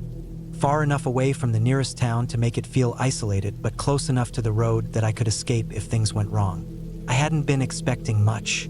A few days of quiet in the woods, some time to think and recharge. It was supposed to be an escape, a break from the pressure of my job. I had been working long hours, and the tension had built up until I felt like I was on the edge of something. A breakdown, maybe, or just a collapse into exhaustion. That's why I rented the cabin, to disconnect for a bit and reset my mind. When I pulled up, the cabin didn't look like much. A weathered, wooden structure with a steep slanted roof, windows that looked a little too small, and a porch with a single rocking chair. It looked old, probably not maintained very well, but it felt like it would be enough. The owner had said it was quiet. That was all I needed. The first few hours passed without incident. I unpacked my things, got a fire going in the small wood stove, and spent some time reading. As the sun began to set, I stepped outside to get some fresh air. The evening sky was streaked with dark reds and oranges, a sign that the temperature was about to drop. That's when I noticed something strange. Across the small clearing where the cabin sat, I saw what looked like a figure moving between the trees. It was too far away for me to make out clearly, but I saw the movement, slow, deliberate, like someone walking in the woods at dusk. I figured it was just someone else out here, maybe another hiker or someone who lived in the area. But the longer I watched, the more uneasy I felt. The figure didn't seem to be going anywhere in particular, just wandering in a pattern that didn't make sense. It didn't look like a normal walk. I shrugged it off as the light playing tricks on me and went back inside to finish my dinner. Still, the feeling of being watched lingered, a sensation I couldn't shake. Every time I glanced out the window, I thought I saw something moving in the corner of my eye, but when I turned to look directly, there was nothing there. By the time it got completely dark, the unease had built up to the point where I couldn't ignore it. That night, I tried to sleep, but every creak of the cabin seemed amplified in the silence. The wind picked up outside, and the trees began to rustle in the darkness. It was a normal night in the woods, but my mind was on edge. Every noise seemed more ominous than it really was. I kept thinking about that figure I'd seen earlier, wondering if I had imagined it. Around 2 a.m., I woke up with a start. Something had woken me. A noise, a soft sound, like something scratching at the cabin's walls. At first, I tried to convince myself it was just an animal, maybe a raccoon or something like that. But the sound kept going, moving around the cabin, as though whatever it was deliberately trying to get my attention. I got out of bed and moved quietly toward the window. Peering through the blinds, I couldn't see anything, but the scratching sound continued, now coming from the back of the cabin. My heart rate picked up. I considered calling the owner of the cabin, but it didn't seem like a practical option. There was no way to get a hold of them in the middle of the night, and they'd probably think I was overreacting. I spent the next hour pacing inside, trying to keep my mind from racing. The scratching stopped after a while, but my nerves were shot. Every little sound, every shift of the wind, felt like it could be something more. I finally managed to fall back asleep, but it wasn't a restful sleep. I kept waking up, checking the windows, feeling like I wasn't alone. The next morning, I decided to take a walk in the woods. I figured I needed to clear my head. The sun was up now, and the air had warmed a little, though the chill from the previous night still clung to the ground in the shadows. I walked for a while, trying to shake off the unsettling feeling that had settled over me. I wasn't sure how far I had gone, but I eventually found myself at the edge of a small creek, its water running clear and cold over the rocks. I stopped for a moment to take in the peacefulness, and that's when I saw something unusual. Along the creek bed, a series of footprints were embedded in the soft mud. They were too large to be from any animal I could recognize, and the way they were spaced out made it clear that whoever had made them had been walking slowly, almost deliberately. I knelt down to inspect them more closely. The tracks were fresh, and there was something off about them. They looked like boots, but the design was odd. They didn't resemble anything I had ever seen before. A feeling of dread swept over me. Whoever had left these tracks was close, maybe still out here.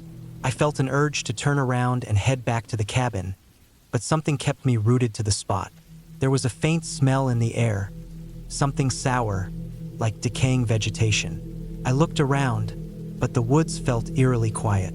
No birds, no wind, just that unsettling silence. I slowly began to walk back to the cabin, constantly looking over my shoulder. Every rustle in the leaves made my heart race. I couldn't shake the feeling that I was being followed, though I never saw anyone. When I reached the cabin, I locked the door and spent the rest of the day inside, hoping that I was just being paranoid. The next night, things took a turn. Around midnight, I heard the sound of something heavy dragging across the porch. It was unmistakable, the dragging of wood, like a chair being scraped along the floor. My pulse shot up. I was sure I had locked the door, but now I wasn't so sure. I grabbed a flashlight and crept toward the door, holding my breath. The porch was empty, but I noticed something strange. The rocking chair, the one I had seen when I first arrived, was no longer where it had been. It had been moved to the edge of the porch, facing the door. I stood frozen, the flashlight trembling in my hand. Then I heard it, a low, guttural sound coming from the woods. It wasn't an animal. It wasn't human either. It was something in between, something that made my skin crawl. I bolted inside and locked every window and door, my mind racing. I tried to think, tried to come up with a plan, but everything felt wrong. There was no phone signal out here, and the nearest neighbor was miles away. I was alone. As the night wore on, the sounds continued. Scratching, dragging, footsteps, the occasional howl that didn't sound quite like any animal I had ever heard. And then, just as suddenly as it had started, everything went quiet. The next morning, I couldn't wait to leave. I packed my things quickly, trying to calm my frayed nerves. But as I stepped outside, something caught my eye. Near the base of the cabin, hidden in the underbrush, was a pile of fresh mud. And in that mud, deep, heavy impressions, like something had been dragged through it. I took one last look at the cabin, my heart hammering in my chest, and then I got in my car and drove away, never looking back. The ride back to town was uneventful, but I kept feeling like I wasn't alone. Every time I glanced in the rearview mirror, I thought I saw something moving behind me, something that wasn't supposed to be there, something that didn't belong. I eventually made it back to the town, the sensation of being watched never really leaving me. I didn't tell anyone about what had happened, not at first. I didn't know how to explain it. I still don't, but I haven't been back to that cabin since. Sometimes, when I close my eyes, I can still hear the dragging sound, the soft scrape of something moving in the dark. And sometimes, just sometimes, I wonder if it followed me out of those woods.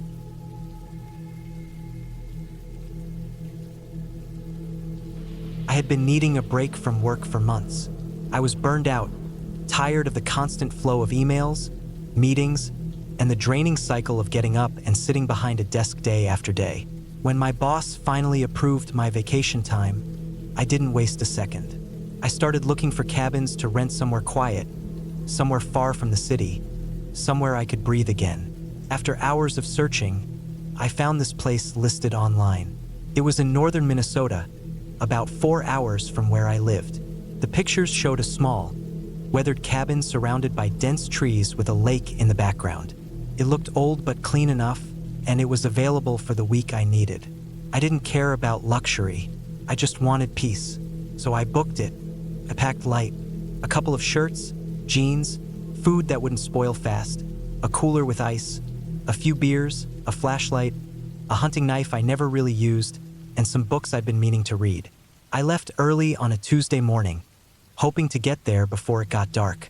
The drive was quiet, long stretches of empty highway, small towns with only one gas station, pine trees closing in tighter the further north I went. The last few miles were on a gravel road that felt like it hadn't been maintained in years.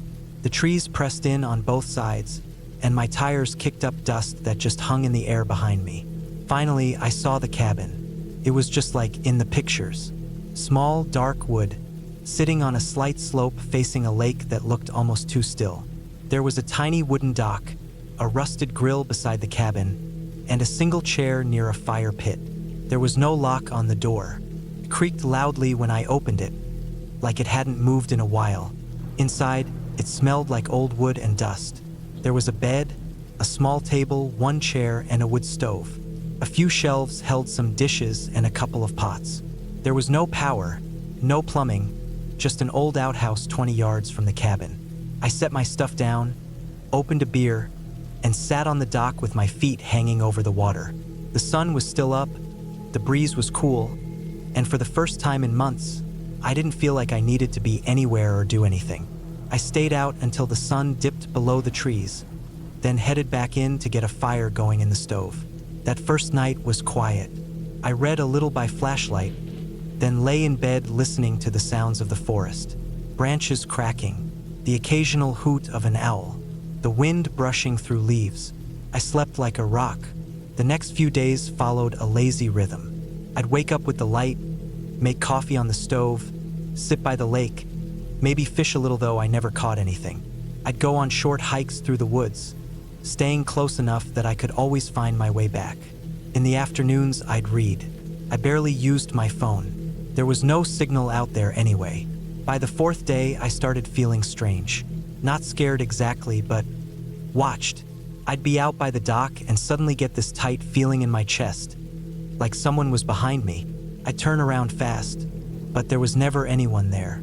It happened again later when I was chopping wood behind the cabin. I stopped, wiped the sweat from my face, and froze. I didn't hear anything, but that same pressure settled between my shoulder blades. I scanned the trees. Still nothing.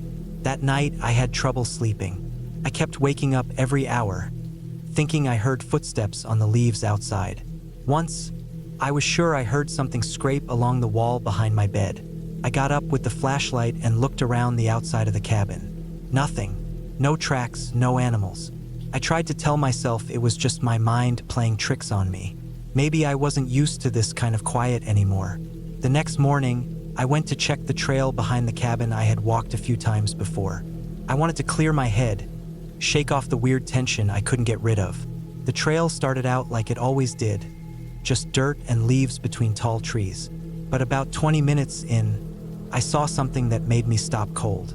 There were boot prints, deep ones, like someone heavier than me had walked through while the ground was still soft from yesterday's rain. I hadn't seen anyone else out here all week. There were no nearby cabins, no signs of hikers or hunters, and these prints weren't from days ago. They looked fresh. I followed them for maybe 30 yards until they veered off the trail into the trees.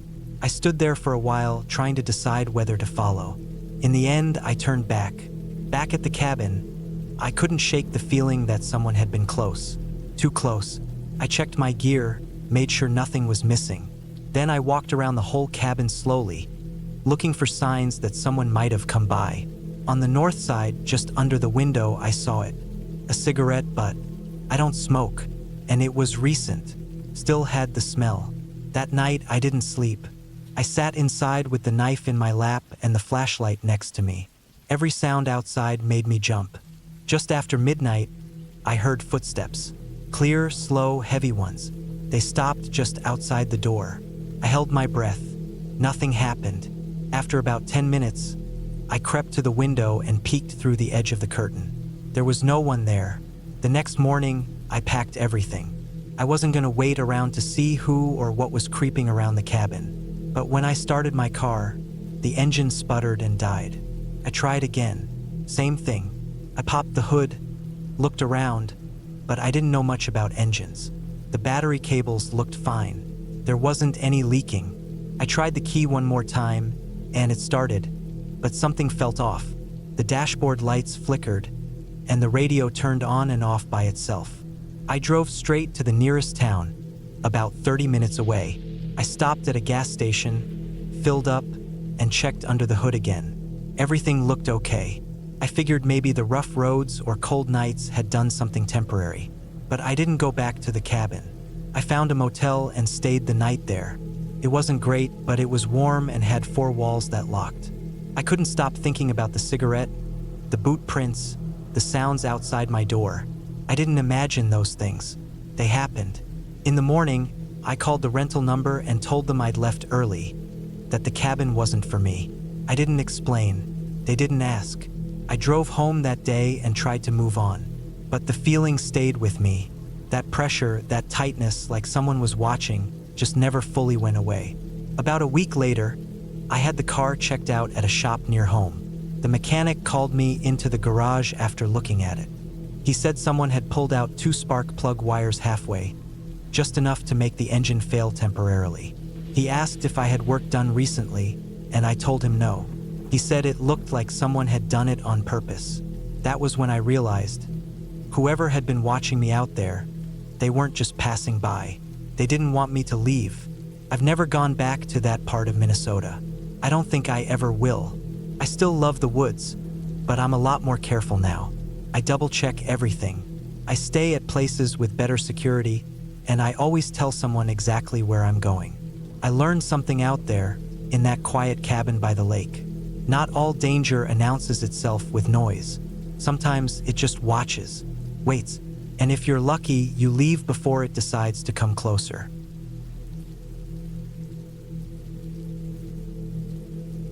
It was the last week of October when I decided to take a solo trip to a remote cabin deep in the mountains of western Montana. I'd been working nonstop for the past year. No vacations, no real time off, and I was worn down. I just wanted to be somewhere quiet with no traffic sounds, no phones buzzing, no emails. I found the cabin on a rental site. It looked pretty basic, just wood walls, a tin roof, and a wraparound porch. It was about an hour from the nearest town and tucked in between thick pine forests and a narrow dirt road that twisted up the hillside. I packed enough groceries to last the week: cans of chili, instant coffee, oatmeal, peanut butter, pasta, and bottled water. I brought some old books, a lantern, batteries, a flashlight, my sleeping bag, and a small propane stove. There was supposed to be a wood stove in the cabin, and I figured I could chop some firewood if needed.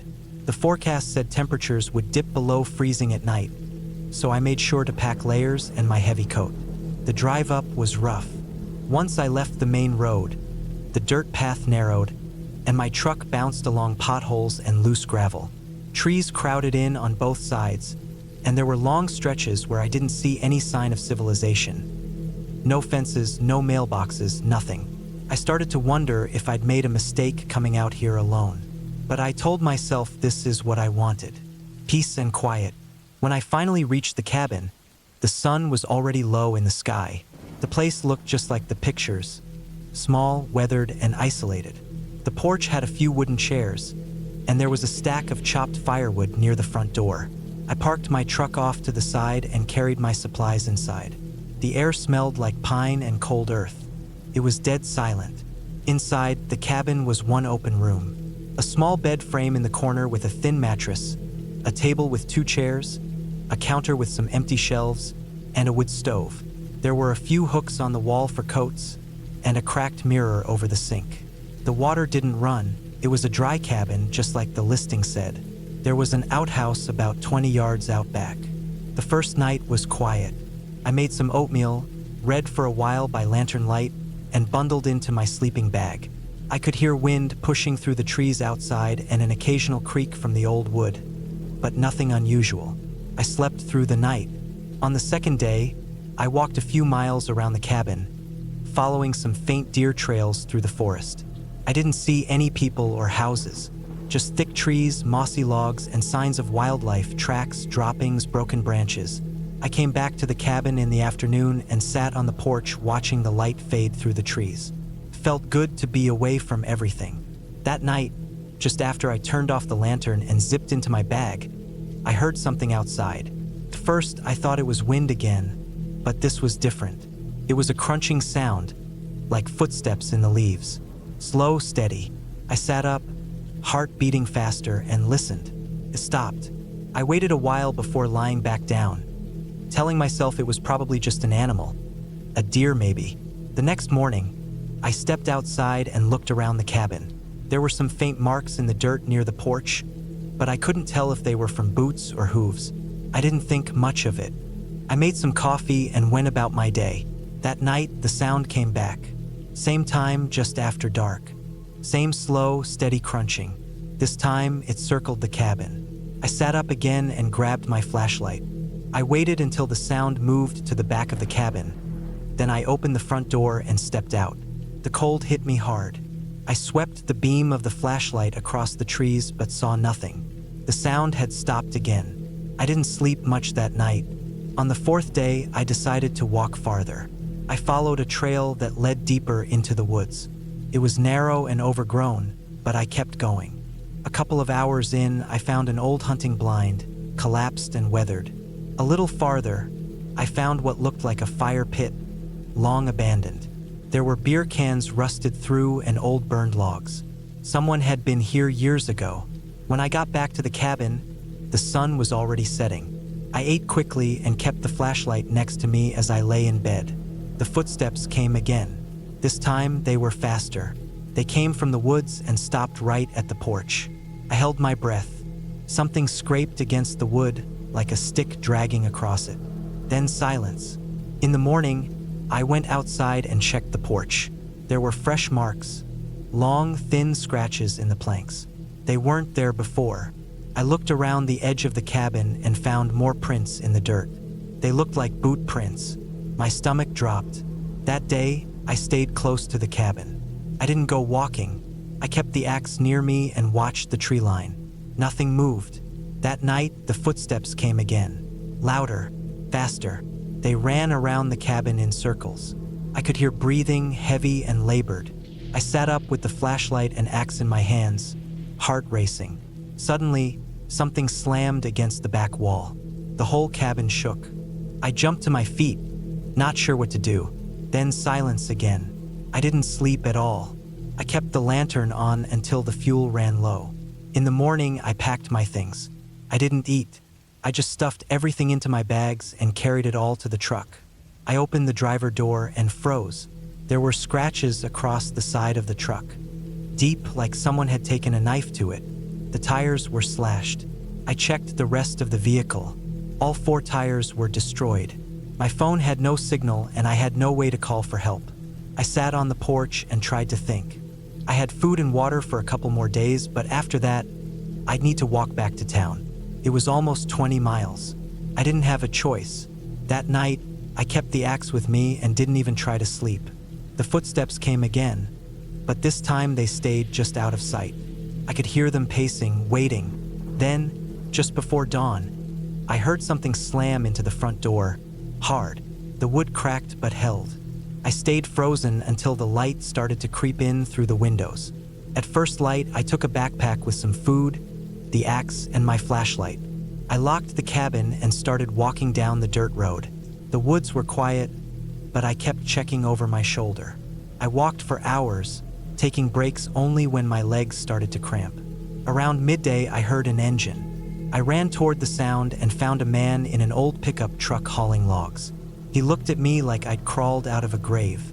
I must have looked half crazy, dirty, tired, shaking. I waved him down, and he gave me a ride into town. I didn't explain much, just said my truck broke down. Once I got back to town, I called a tow company and the sheriff. They went out to the cabin the next day. When I talked to the sheriff later, he said they didn't find anyone, but there were boot prints all around the property. My truck was still there, scratched up, tires destroyed. The sheriff said it was probably some drifter, someone living off the grid, but he didn't sound convinced. I never went back for the truck. I sold it as is to a salvage yard. I never went back to that part of Montana either. I don't know who or what was out there, but I know it was real. I still hear the footsteps sometimes in my head when I try to fall asleep. And I know that if I had stayed even one more night, I might not have made it out. Next time I want peace and quiet, I'll go to a hotel.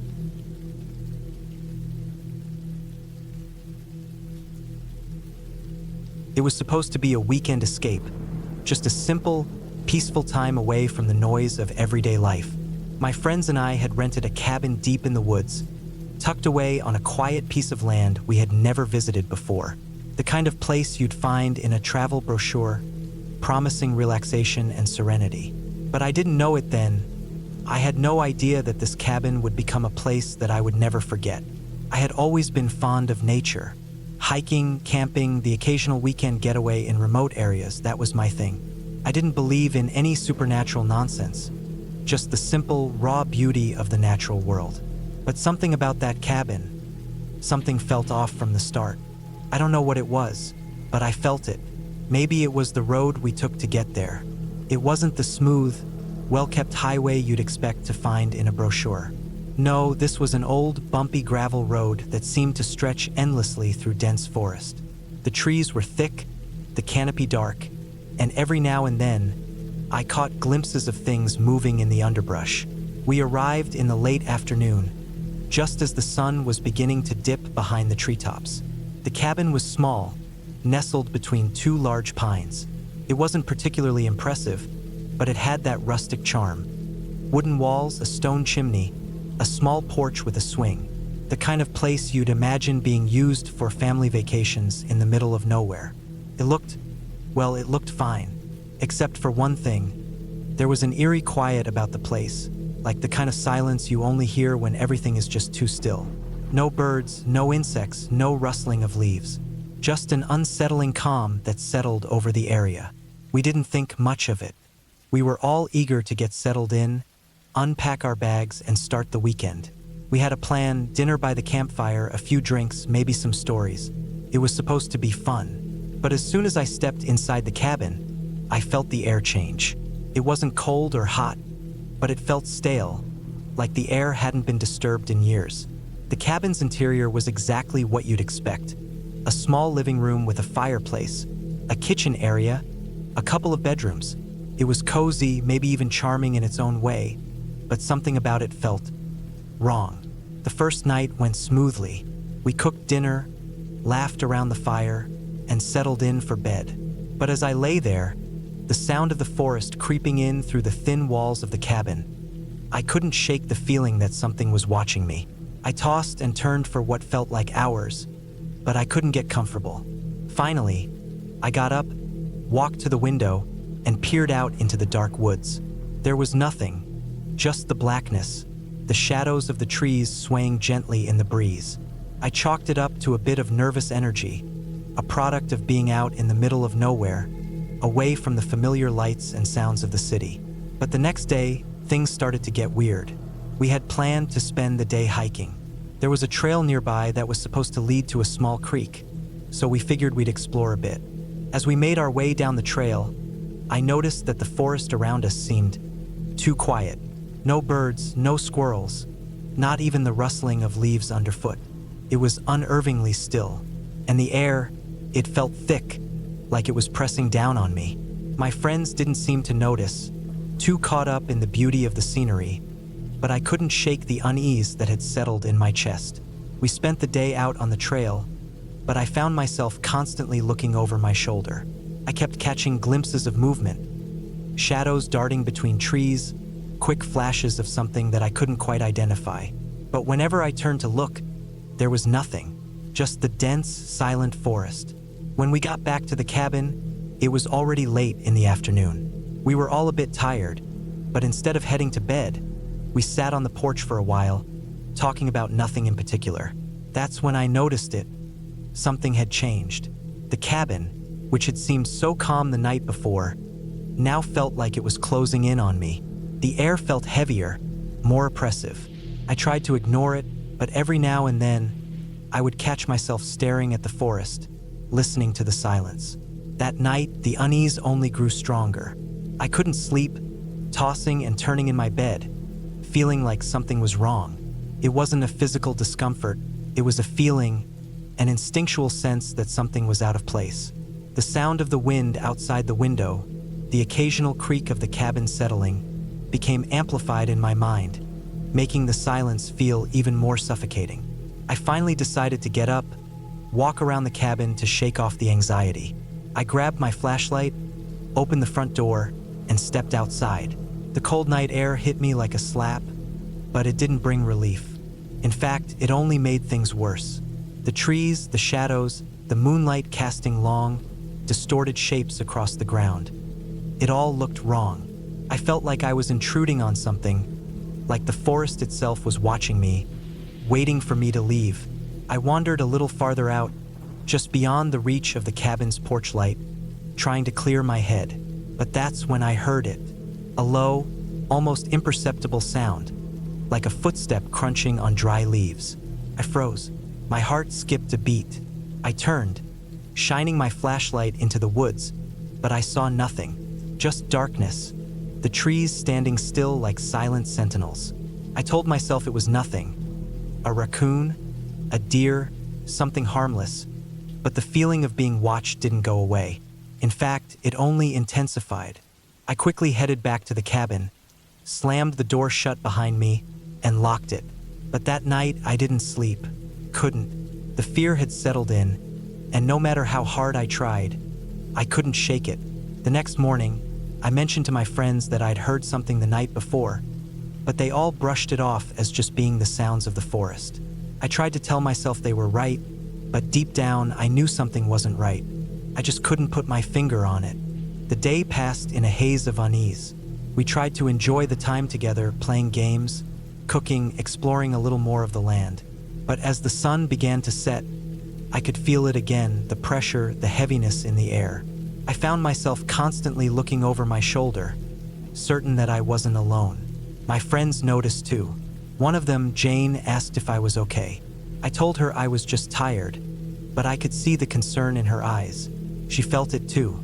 She didn't say it, but I knew she was just as uncomfortable as I was. That night, things took a turn. I was in the kitchen, washing dishes, when I heard it again, the sound of something moving outside. This time, it wasn't subtle. It was loud, deliberate, like someone or something was walking around the cabin. My heart pounded in my chest, and I set the dish down. Slowly, I walked to the window, peering out into the darkness. My flashlight was lying on the counter, but I didn't reach for it. I didn't want to know what was out there. Instead, I just stood there, staring into the night, the hairs on the back of my neck standing on end. I didn't hear the footsteps again, but I couldn't shake the feeling that someone was out there, watching, waiting. I tried to ignore it, but the feeling grew stronger. As I lay in bed that night, I heard a noise, a sharp, scraping sound coming from the roof. It was faint, like claws dragging across the shingles. I sat up, my heart racing. I strained my ears, waiting for the sound to come again, but it didn't. It was dead quiet, except for the pounding of my own pulse in my ears. That was when I decided I'd had enough. I couldn't stay there any longer. The next morning, I gathered my things in a hurry. Jane and the others were confused, asking me what was wrong, but I couldn't explain it. I couldn't put it into words. I just needed to leave. Now, we packed up and left the cabin that morning, driving away as fast as I could, the sense of relief washing over me as we put more distance between ourselves and that place. I don't know what it was that made me feel that way, whether it was something in the land or the cabin itself or just my imagination getting the better of me. But I will never go back there. Some places just aren't meant to be visited. And some woods, they're better left undisturbed.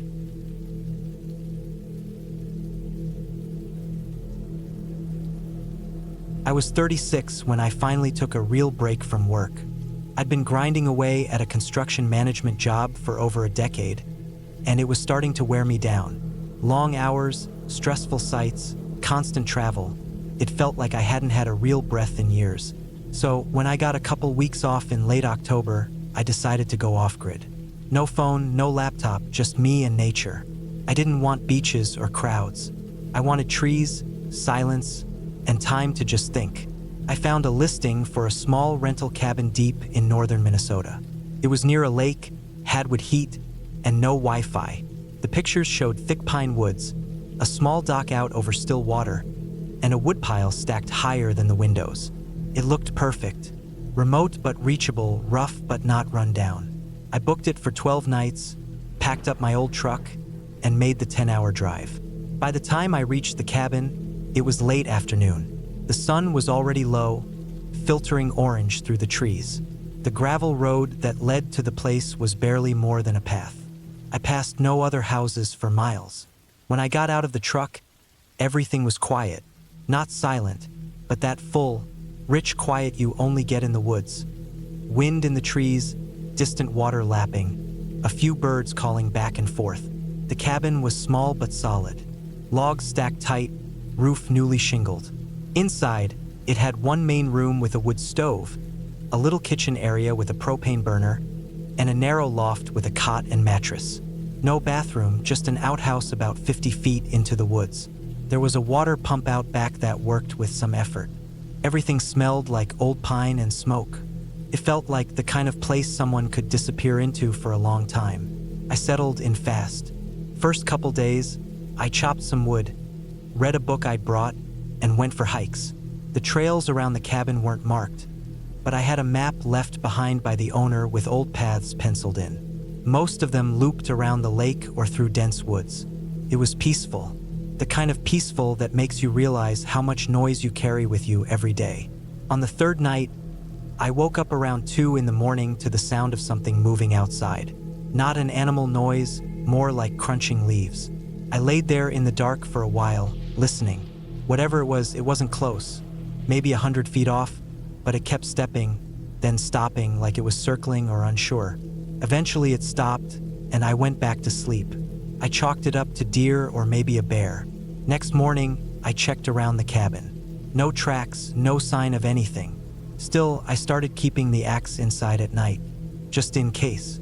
It was probably nothing. Day 5, I went for a longer hike. I followed one of the unmarked trails on the map that looped out past a marsh and into higher ground. Took some water and jerky in my backpack and made a day of it. It was colder than the previous days, and the clouds looked heavy.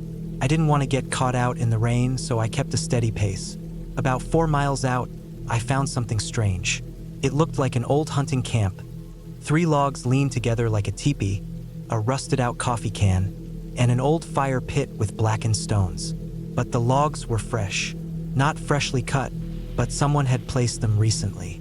The way the ground was disturbed, the way the sticks were arranged too neatly, it looked recent, like within the last week or 2. I didn't think much of it until I saw the carving on one of the logs. Just a bunch of straight lines and angles. Didn't mean anything to me, but it was deliberate. Sharp cuts. Someone had taken their time. I didn't stay long. The air felt wrong around that camp. I know how that sounds, but that's the only way to put it. Like the forest was watching. Like I'd walked into someone else's space. Back at the cabin, I tried to shake it off. Told myself it was probably just another hunter, maybe someone who liked bushcraft stuff. But I noticed that night I kept waking up, listening. I couldn't stop thinking about those carvings. 2 days later, I was splitting kindling behind the cabin when I heard a noise from the woods. Not a big noise. A twig snapping, maybe 30 or 40 feet out. I froze, waited, but nothing else moved. I kept working, but something about the air had changed. Still quiet, but the kind of quiet where every sound feels important. That night, I barely slept. Around midnight, I heard movement again. This time closer. A slow shuffle through the leaves. I sat up in the loft and held the axe in my lap. There were no windows up there, just the hatch to look down into the main room. I waited for a sound on the porch. Something, but after a while it stopped. In the morning, I found a boot print in the dirt behind the cabin. Not mine. Too narrow, too short. It looked like someone had been standing by the trees, facing the cabin. The print was half smudged, but I could still make it out. I didn't like that. I didn't like it at all. That day, I didn't go hiking. I stayed close, chopped wood, and made noise. I wanted whatever was out there to know I was there too. I started locking the cabin door with the bolt every night. I don't know why I hadn't been before. Maybe I didn't think I needed to. On night 9, everything broke open. I woke up at 3:17 a.m. I remember because I checked my watch by the firelight. I heard steps again, this time on the porch. Slow, careful, wood creaking under the weight. I didn't move. I just sat there in the loft, clutching the axe, breathing as quiet as I could. The steps moved to the front door. Then silence. I stayed frozen for what felt like hours. Finally, when the light outside started turning gray, I climbed down and looked at the door. No damage, no sign of a break-in. But I noticed something stuck between the boards on the porch. A feather. Long, black, stiff. Looked like it came from a crow. It had a string tied to it. That day I packed. I still had 3 nights left, but I was done. I didn't feel safe anymore. I didn't care about the money. I just wanted out. I loaded the truck and locked up the cabin one last time. As I pulled onto the gravel road, I saw a figure standing at the tree line about 50 yards off, not moving, just standing there watching. I didn't stop. I drove the whole way home in one shot, 11 hours. I didn't turn on the radio. I barely even stopped. When I got home, I didn't tell anyone about it, not for a while. Later, I tried to find the listing for the cabin again. It was gone, completely scrubbed. I even searched the lake by name, looked for similar rentals, nothing. It's like it never existed. Weeks passed, couldn't sleep right. I kept dreaming about footsteps and feathers. I'd wake up thinking I heard something on the porch, even in my own house. I started keeping the axe by my bed. My wife thought I was losing it. Eventually, I saw a therapist, told him most of the story. He said maybe I ran into a squatter or some local who didn't like outsiders. Maybe it was my brain making something big out of something small. Maybe. But he didn't have an answer for the print or the feather or the person in the woods. A year later, I went back through my old photos. I'd taken some at the cabin, trees, lake, firewood pile. In one of them, just barely visible between two trees in the background, there's a figure, half hidden, dark jacket, just standing there. I didn't see it when I took the photo. I deleted it. Since then, I haven't gone back to the woods. Not alone. I still camp sometimes, but always in parks, always with people. I don't rent cabins anymore, and I don't look at places that don't show up on a map. I don't know who was out there. I don't want to know. But I do know this. I wasn't supposed to be there, and someone made sure I didn't come back.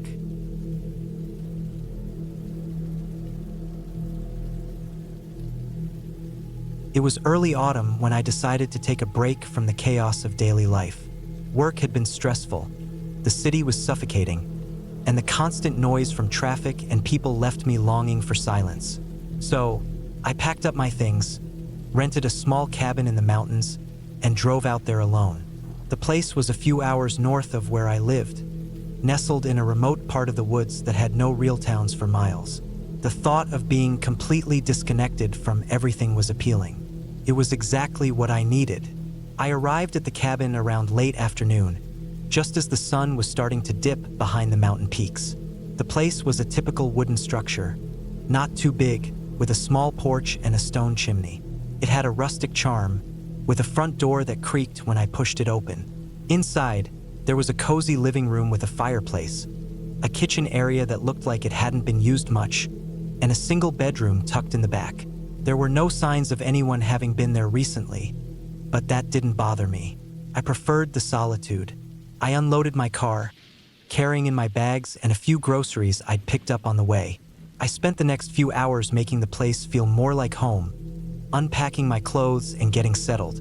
The sun was setting, casting an orange glow across the cabin as I stepped outside to take a breath of fresh air. The woods around the cabin were thick with tall pines, the ground covered with dry needles and the faint sound of rustling leaves. Everything was still, and I could hear the distant trickle of a stream somewhere nearby. It was perfect. That evening, I cooked myself a simple dinner. Nothing fancy, just pasta and a salad, and ate alone, listening to the crackle of the fire in the fireplace. It was a quiet night, just me and the sounds of nature outside. As I finished eating, I cleaned up, set the dishes aside, and settled into a chair by the fire with a book. The wind was picking up outside, howling through the trees and sending occasional gusts against the cabin walls. It was peaceful, yet the wind felt different than the breezes I was used to. It felt heavier, almost like it was carrying something with it. Around midnight, the wind grew stronger. The old cabin groaned as if it were struggling to keep standing against the gusts. I put my book down and walked to the window to look outside, but there was nothing unusual. The moon was full, casting a silver light across the landscape, and the shadows of the trees swayed like dark fingers reaching out toward me. But I shrugged it off. I wasn't used to being alone in a place like this, and I knew that the isolation could sometimes make even the most ordinary things feel strange. I locked up the doors, double-checked the windows, and went to bed. The bed was simple, with a thick woolen blanket and a pillow that smelled faintly of lavender. It wasn't uncomfortable, but it felt foreign to me. The room was cold, even with the fireplace still flickering, but I didn't mind. It was the kind of chill that made you pull the covers tighter around you. I turned off the light and let the sounds of the wind lull me to sleep. But sleep didn't come easily that night. I kept waking up, shifting in bed, feeling like I wasn't alone. The wind outside was relentless, and it felt like the cabin was shaking with each gust. Around 3 a.m., I woke with a start. The cabin was eerily silent, not a sound to be heard. I lay there for a few moments, waiting for the wind to pick up again, but there was nothing. Then, I heard it, a faint scraping noise, like something was dragging across the ground just outside the cabin. My heart began to race, and I sat up in bed, straining my ears. The noise came again, this time louder, scraping against the wood of the cabin's porch. I slowly swung my feet over the side of the bed and grabbed the flashlight I'd left on the nightstand. I crept toward the window and peered out through the curtains, but I couldn't see anything in the dark. The flashlight didn't help much either. The beam of light barely cut through the thick darkness outside. I froze, listening. There it was again, the scraping noise now louder and closer. It sounded like something or someone was moving along the wooden boards of the porch, dragging their feet just out of sight. I felt a cold sweat bead on my forehead. I didn't know what it was, but I wasn't about to go out there and find out. I backed away from the window and grabbed my phone, ready to call for help, but there was no signal. Of course, there wouldn't be. I was miles away from the nearest town. No one would be able to help me until morning, and that was if they even knew I was here. I took a deep breath, trying to calm myself. I wasn't some terrified kid. I was an adult and I could handle this. I had to. The scraping sound stopped. I waited, not daring to make a sound. The silence was worse than the noise. For a few minutes, I heard nothing. Then it came again. This time, it wasn't a scraping noise, but a tapping, steady and rhythmic, like someone knocking on the door. My pulse quickened, and my mind raced. Who would be out here? There was no one.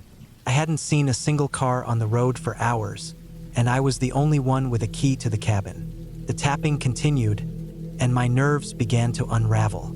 I grabbed the flashlight again and slowly made my way toward the door, unsure of what I was about to face. I reached for the handle but stopped just before touching it. The sound was too strange, too deliberate.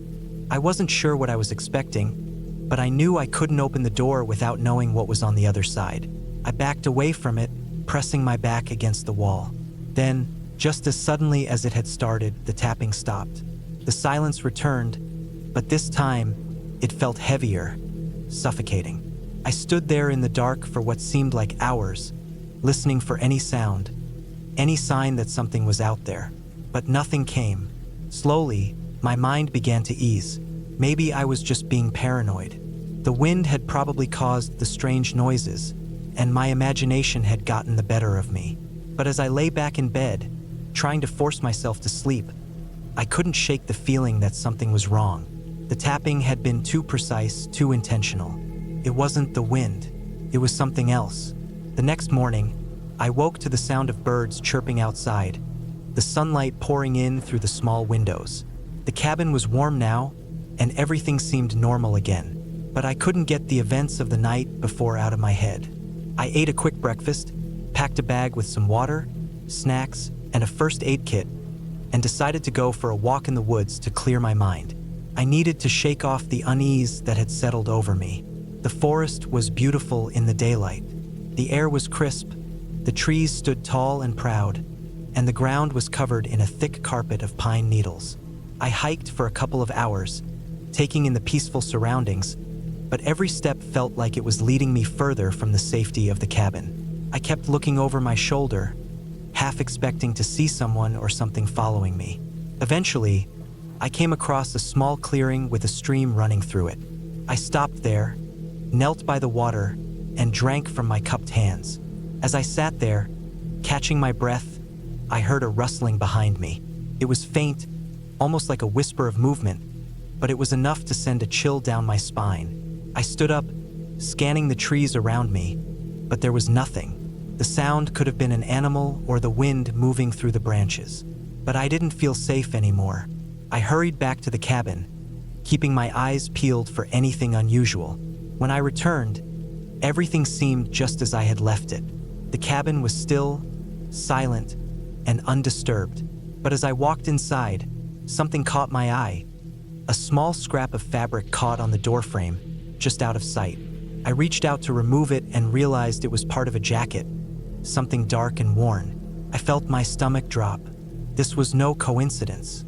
I locked the door behind me, grabbed my phone again, and tried to call for help, but there was still no signal. The weight of the situation was starting to settle in. Someone had been here. Someone had been watching me, and I didn't know how long they had been there or what they wanted. The rest of the day was a blur. I tried to keep calm, but every noise, every rustling in the trees, made me jump. I couldn't shake the feeling that I was being stalked. That night, I stayed awake, the door locked, the windows secured, my eyes never leaving the shadows outside. I could still hear the wind, but now it felt like it was mocking me. As the days passed, my fear turned into frustration. I never saw anyone, but I knew someone was out there. I began searching the area around the cabin, trying to find any sign of a trail or a path leading to the woods. There were no signs of a vehicle, no tracks in the dirt, but the feeling never went away. Finally, on the 5th day, I decided to leave. I didn't care if the cabin wasn't paid for. I wasn't going to stay 1 minute longer. I packed up my things, locked the door behind me, and walked quickly to my car. I drove down the mountain, keeping my eyes on the road and glancing nervously in the rearview mirror. When I reached the nearest town, I stopped at a gas station and called the rental company. I explained everything that had happened, from the noises to the fabric on the doorframe, and asked if anyone else had stayed there recently.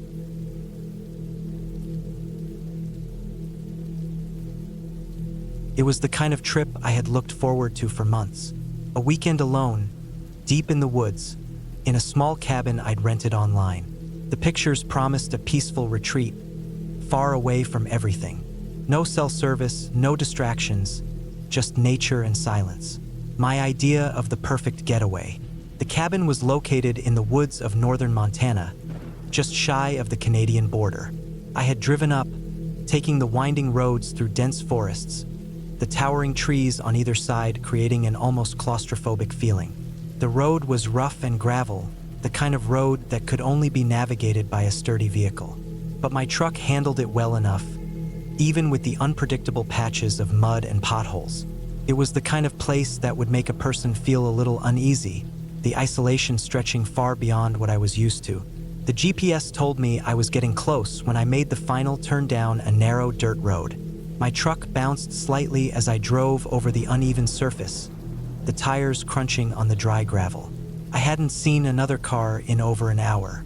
At first, I thought it was a bit too remote, but I figured that was part of the charm. A true escape. When I finally reached the cabin, I was relieved to see it standing there, sturdy and quaint. It wasn't large, just a small, one-room cabin with a porch that overlooked a small, slow-moving creek.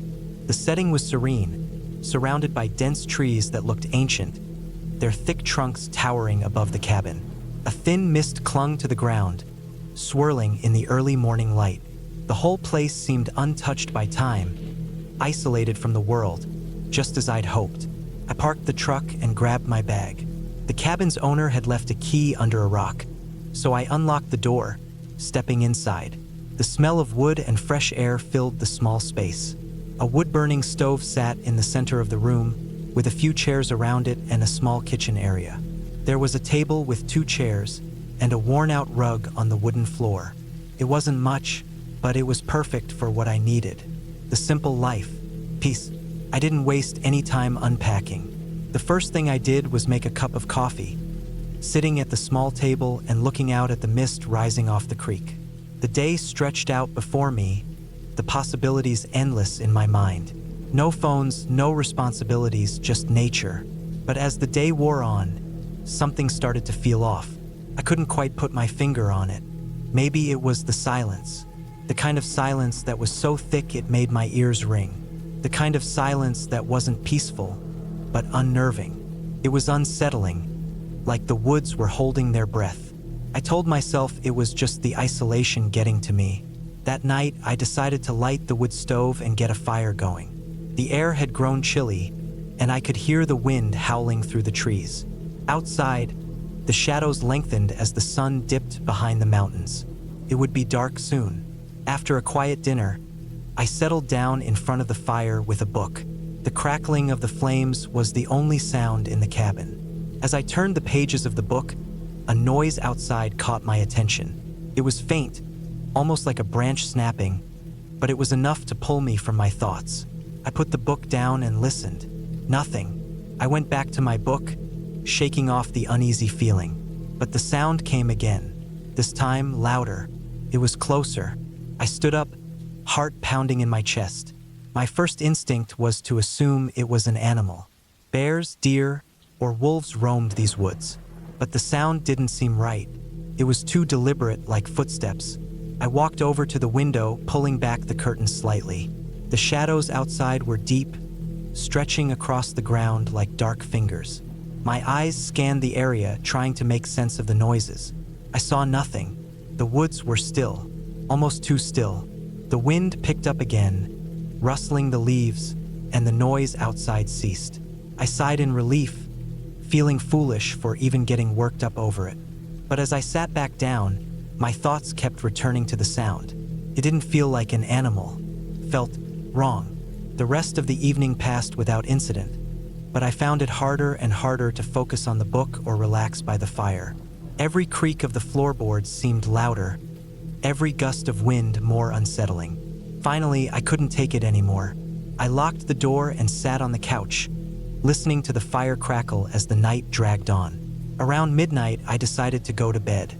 The bed in the cabin was simple, just a mattress on a wooden frame, but it was comfortable enough. I pulled the thick blanket up to my chin and tried to sleep, but my mind wouldn't shut off.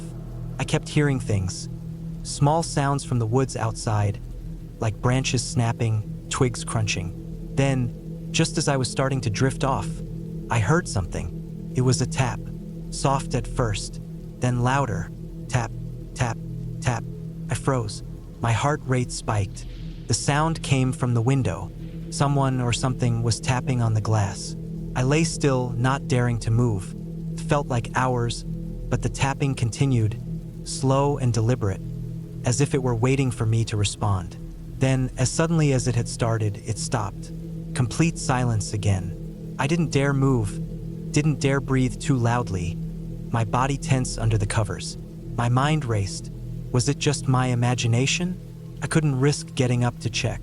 I wanted to believe it was the wind, but I couldn't shake the feeling that someone, or something, was out there.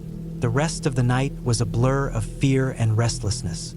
I barely slept, every sound outside sending my pulse racing. By morning, I was exhausted but desperate to shake the anxiety.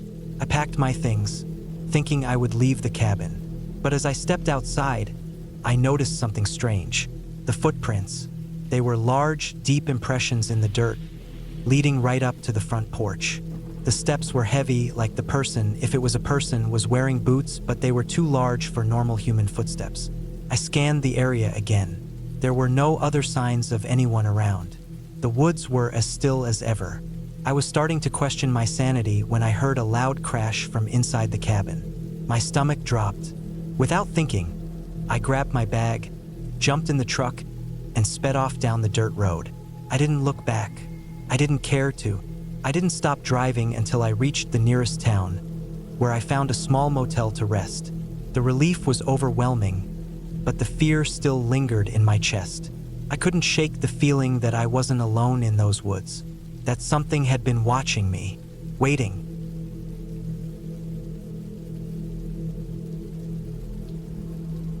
My name's Eric. I'm 39 years old, originally from Des Moines, Iowa, but I moved out to Colorado a few years ago to get closer to the mountains.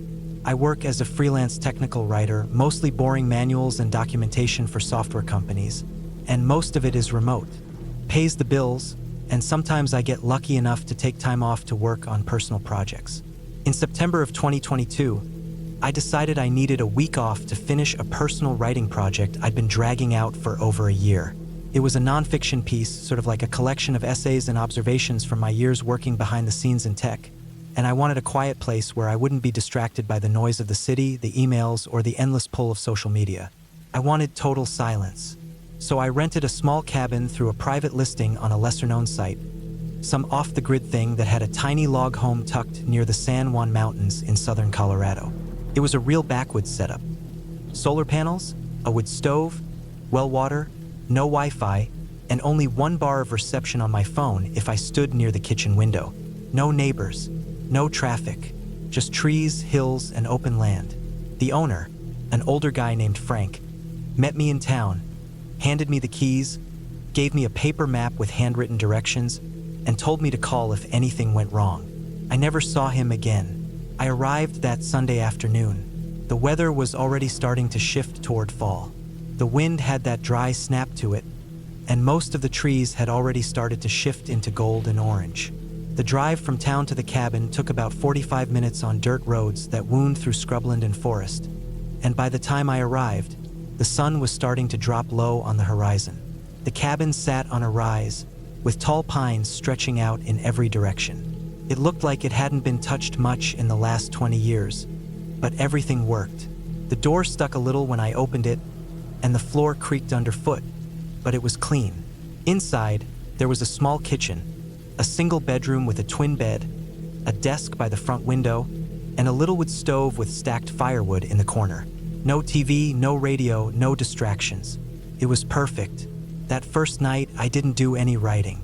I lit a fire in the stove, heated up a can of chili I'd brought, and sat outside on the porch for a while, watching the stars come out. I couldn't remember the last time I'd seen the sky so clearly. There were no lights anywhere, no planes overhead, just the sound of crickets and the distant wind brushing the treetops. I went to bed early, exhausted from the drive and the stress I'd been carrying for months. The first 2 days were quiet, peaceful. I woke up around 7 each morning, made coffee on the propane stove, and wrote for hours at the desk. Felt good. I wasn't producing anything brilliant, but I was finally getting pages done. I went for short hikes around the area in the afternoons, keeping close to the cabin since there weren't any trails. There was a stream about half a mile away where I'd fill my water filter bottle, and the rest of the area was just forest and old deer paths. I saw a few elk the first morning, and once I spotted a fox darting through the brush, but nothing else. But then, on the third day, something started to feel off. Started small. I'd left a metal thermos sitting on the porch railing overnight. When I went out the next morning, it was gone. I assumed it had rolled off or been knocked down by wind, so I walked around the cabin looking for it. I found it about 20 feet away, near the edge of the woods, dented and muddy. It looked like it had been chewed or clawed at, which didn't make sense. There were no teeth marks, just scuffs and deep scratches that almost looked like they'd been made by stone. I told myself it was probably just a raccoon or something, maybe a bear. I made a mental note to stop leaving food or gear outside and went back to work. But then I started hearing things at night. The third night, around 2 a.m., I woke up suddenly to the sound of movement outside. It wasn't an animal. I've spent enough time camping and hiking to know what deer sound like when they walk or forage. This was heavier, more deliberate. It sounded like slow, steady footsteps circling the cabin. I held my breath and listened for what felt like a full minute. The footsteps stopped, then started again, then stopped. I didn't have any firearms on me, just a hunting knife in my backpack and a hatchet by the woodpile. So I stayed quiet and waited. After a while, the sound faded. The next morning, I checked around the cabin. No tracks, no damage. I convinced myself it must have been a moose or a bear passing through. Still, I didn't sleep well the next night. I kept the fire going low and stayed under the covers with the knife beside me. On the 5th day, things escalated. I'd gone down to the stream in the afternoon, like I usually did, to fill my bottle and stretch my legs. It was a clear, dry day, no wind, no clouds, and I remember thinking how quiet it was. Too quiet. Even the birds weren't making any noise. That's when I saw something hanging from a tree. At first, I thought it was an old tarp or piece of garbage caught in the branches. But when I got closer, I saw it was a bundle of cloth. Weathered, sun-bleached and stained. Someone had tied it up with what looked like wire and hung it from a branch about 10 feet up. I stood there staring at it for a long time, trying to understand what it was. When I finally pulled it down, I saw it was an old backpack, a large hiking pack, torn and faded, with a busted zipper and mold growing on the sides. Inside, there were a few scraps of paper, a broken compass, and a crushed aluminum pot. I didn't find a wallet or ID, but the paper had handwritten notes on it, water sources, dates, and what looked like mileage logs. The last date was from 2016. I brought the pack back with me, thinking I'd take it into town and report it when I left. But something about it bothered me deeply. Why would someone leave it out here? Who hung it up and why? That night, I heard the footsteps again. Closer this time, more confident. They circled the cabin twice. Once, they stopped right outside my window, and I could hear slow breathing. Just one long exhale. I didn't move. I didn't blink. I lay there until the sun came up. I thought about leaving the next morning, but part of me didn't want to believe anything bad was happening. I'd always prided myself on being calm and rational. I'd done backcountry hikes alone. I wasn't some city guy afraid of the dark. Still, I packed my gear that morning. I didn't want to admit it, but I felt watched. Every time I stepped outside, I felt it, like something was just behind the trees, waiting. I decided to stay one more night and leave early the next morning. I double-checked the locks, stacked furniture in front of the front door just to feel safer, and kept my knife under my pillow. I didn't sleep. Around 3 a.m., I heard the front steps creak. Not animals, not wind. Wait, one step, then another, then another. I didn't move. I stared at the ceiling and felt sweat soak through my shirt. The door handle rattled. Soft, almost curious. Then silence. 10 minutes passed. Then I heard the scratching. Not at the door, on the side of the cabin. Long, slow scrapes, like stone dragging across wood. It moved along the wall, around the back, then up near the window by the desk. I couldn't take it anymore. I got up, grabbed the flashlight, and opened the window just a crack. I shone the light out into the woods. Nothing, just trees and grass and darkness. But when I turned the beam toward the ground beneath the window, I saw it. A large stone, not natural, not a boulder or part of the landscape. It was a flat, square-cut slab about 2 feet wide, propped up against the wall of the cabin. And it had markings on it, etchings, not writing, just deep, rough scratches carved into the surface in spirals and lines. It looked like it had been dragged there. Recently, I didn't sleep the rest of the night. I kept the flashlight on and the knife in my hand, sitting in the middle of the cabin until the sky turned gray. At sunrise, I packed my gear, left the backpack from the woods on the table, locked the door, and got in my car. I didn't even stop to eat. I drove the entire way back to town without looking in the rearview mirror once. When I got to the sheriff's office in town, I reported what I'd seen. I told them about the footsteps, the sounds, the backpack, the stone.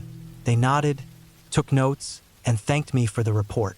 They said they'd send someone out to check. I never heard back. I tried calling Frank, the guy who rented me the place.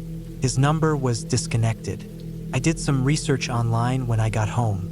There were a few posts on forums, hiking threads, old Reddit discussions from people who'd been in that area and had strange experiences. Disappearing gear, mysterious carvings. One guy said his dog refused to go near a certain part of the woods. Another mentioned hearing what sounded like someone whispering in the trees. All vague, all easy to dismiss, but I haven't forgotten any of it. To this day, I don't know who or what was out there with me. I never saw a person. I never caught a clear glimpse of anything. But I know what I heard. I know what I felt. And I know that backpack didn't hang itself in that tree.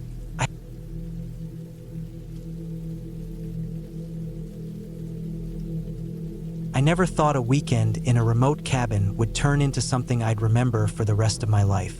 It was supposed to be simple, just a quiet retreat, a break from the city noise, a chance to disconnect. I'd rented the cabin months ago, thinking it would be the perfect spot to unwind after a hectic year. It was secluded, far from the nearest town, nestled deep in a stretch of woods that went on for miles. The kind of place you only visit if you're truly looking to escape. I drove there by myself, my car loaded with food, camping gear, and my trusty backpack. I didn't mind being alone. In fact, I preferred it. The place was so isolated that there was barely a road leading to it, just a long, winding dirt path surrounded by trees. When I finally arrived, the cabin sat there in the clearing, a small wooden structure that looked like it belonged in a different time. The roof was covered in moss, the windows old and slightly cracked, but it had a charm about it. It looked safe. I figured it would be perfect. I spent the first few hours getting settled, chopping firewood, organizing the supplies, and exploring the area around the cabin. The forest was dense, but I could hear the occasional rustle of wind and birds chirping high above. The air was thick with the smell of pine and damp earth. By late afternoon, I was sitting on the porch, sipping tea and staring at the horizon. It was quiet, too quiet, but I brushed it off. That night, I made a simple dinner, just some canned beans and bread, and ate by the fire. The flames crackled, sending light dancing across the walls of the small cabin. Outside, the wind had picked up, making the trees sway in the distance. Felt peaceful. I let myself relax, telling myself I'd made the right choice. But as the night wore on, something began to shift. It wasn't anything drastic, but there was a nagging feeling in the back of my mind, something I couldn't shake. I tried to ignore it, telling myself I was just being paranoid. After all, I was in the middle of nowhere. Nobody could get to me if they wanted to. That was the point, right? Peace and solitude. Around midnight, I went to bed. I had the entire cabin to myself, but the bed felt strangely too big for just me. The sounds of the wind outside grew louder as I settled under the thick blankets. It was supposed to be a comforting noise, the wind howling and the trees creaking, but it started to sound wrong. The wind didn't just sway the trees. It felt as though it was pushing against the cabin, trying to get inside. I turned on my side, hoping to ignore it, but then I heard something that made my blood run cold. A soft, deliberate tapping sound, like someone gently tapping on the window. I froze, my heart hammering in my chest. Couldn't be. There was no way anyone could be out there. The cabin was far from any roads or trails. I hadn't heard a car pass by all day. Still, I lay perfectly still, listening. The tapping came again, and again. It wasn't random. It was methodical, almost rhythmic. I felt the hairs on the back of my neck stand up. I slowly slid out of bed, my feet hitting the cold wooden floor. I crept to the window, heart pounding. Outside, the moonlight bathed the clearing in an eerie glow. Nothing, no one, but the tapping. It was still there, faint but persistent. I told myself it was nothing, just a branch hitting the window, but it didn't feel like that. It didn't sound like that. A branch wouldn't tap with such precision. It would scrape, sway, and groan. This was different. I didn't sleep much that night. The tapping continued off and on for hours, until the wind died down just before dawn. By the time morning came, I was exhausted. The sun was rising, casting long shadows across the clearing. The cabin was still and quiet again, the air thick and still, the way it always is after a storm. I went outside to clear my head, my nerves still on edge. The forest felt different in the daylight. The trees were tall and silent, casting deep shadows on the ground. The silence was unsettling.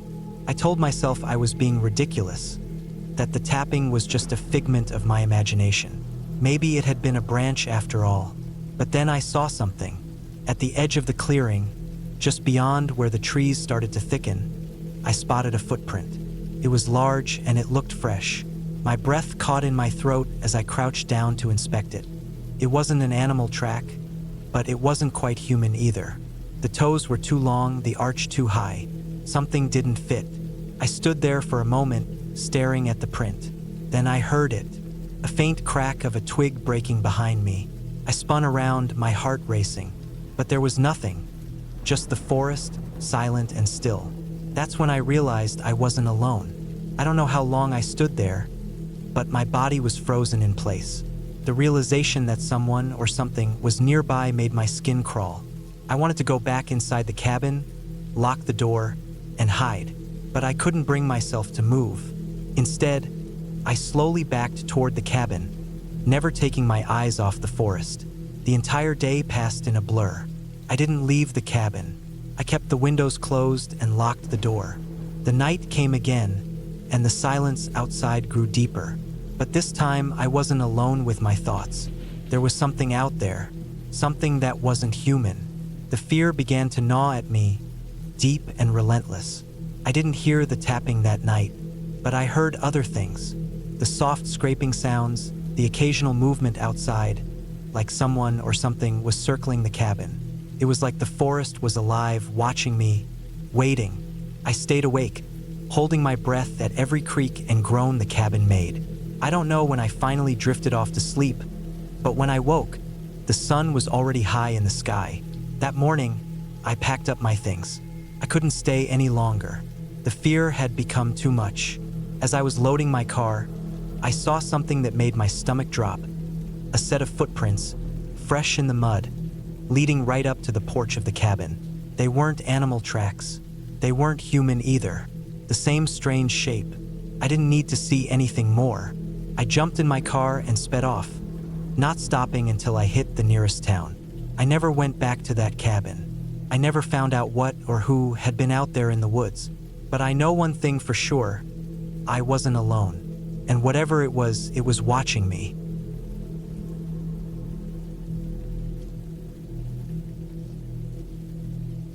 I had always loved the quiet, the stillness of the forest, the way the trees wrapped around everything, and how the world seemed to slow down when you were surrounded by nothing but nature. The cabin had been my escape, my place to get away from the noise, the hustle of everyday life.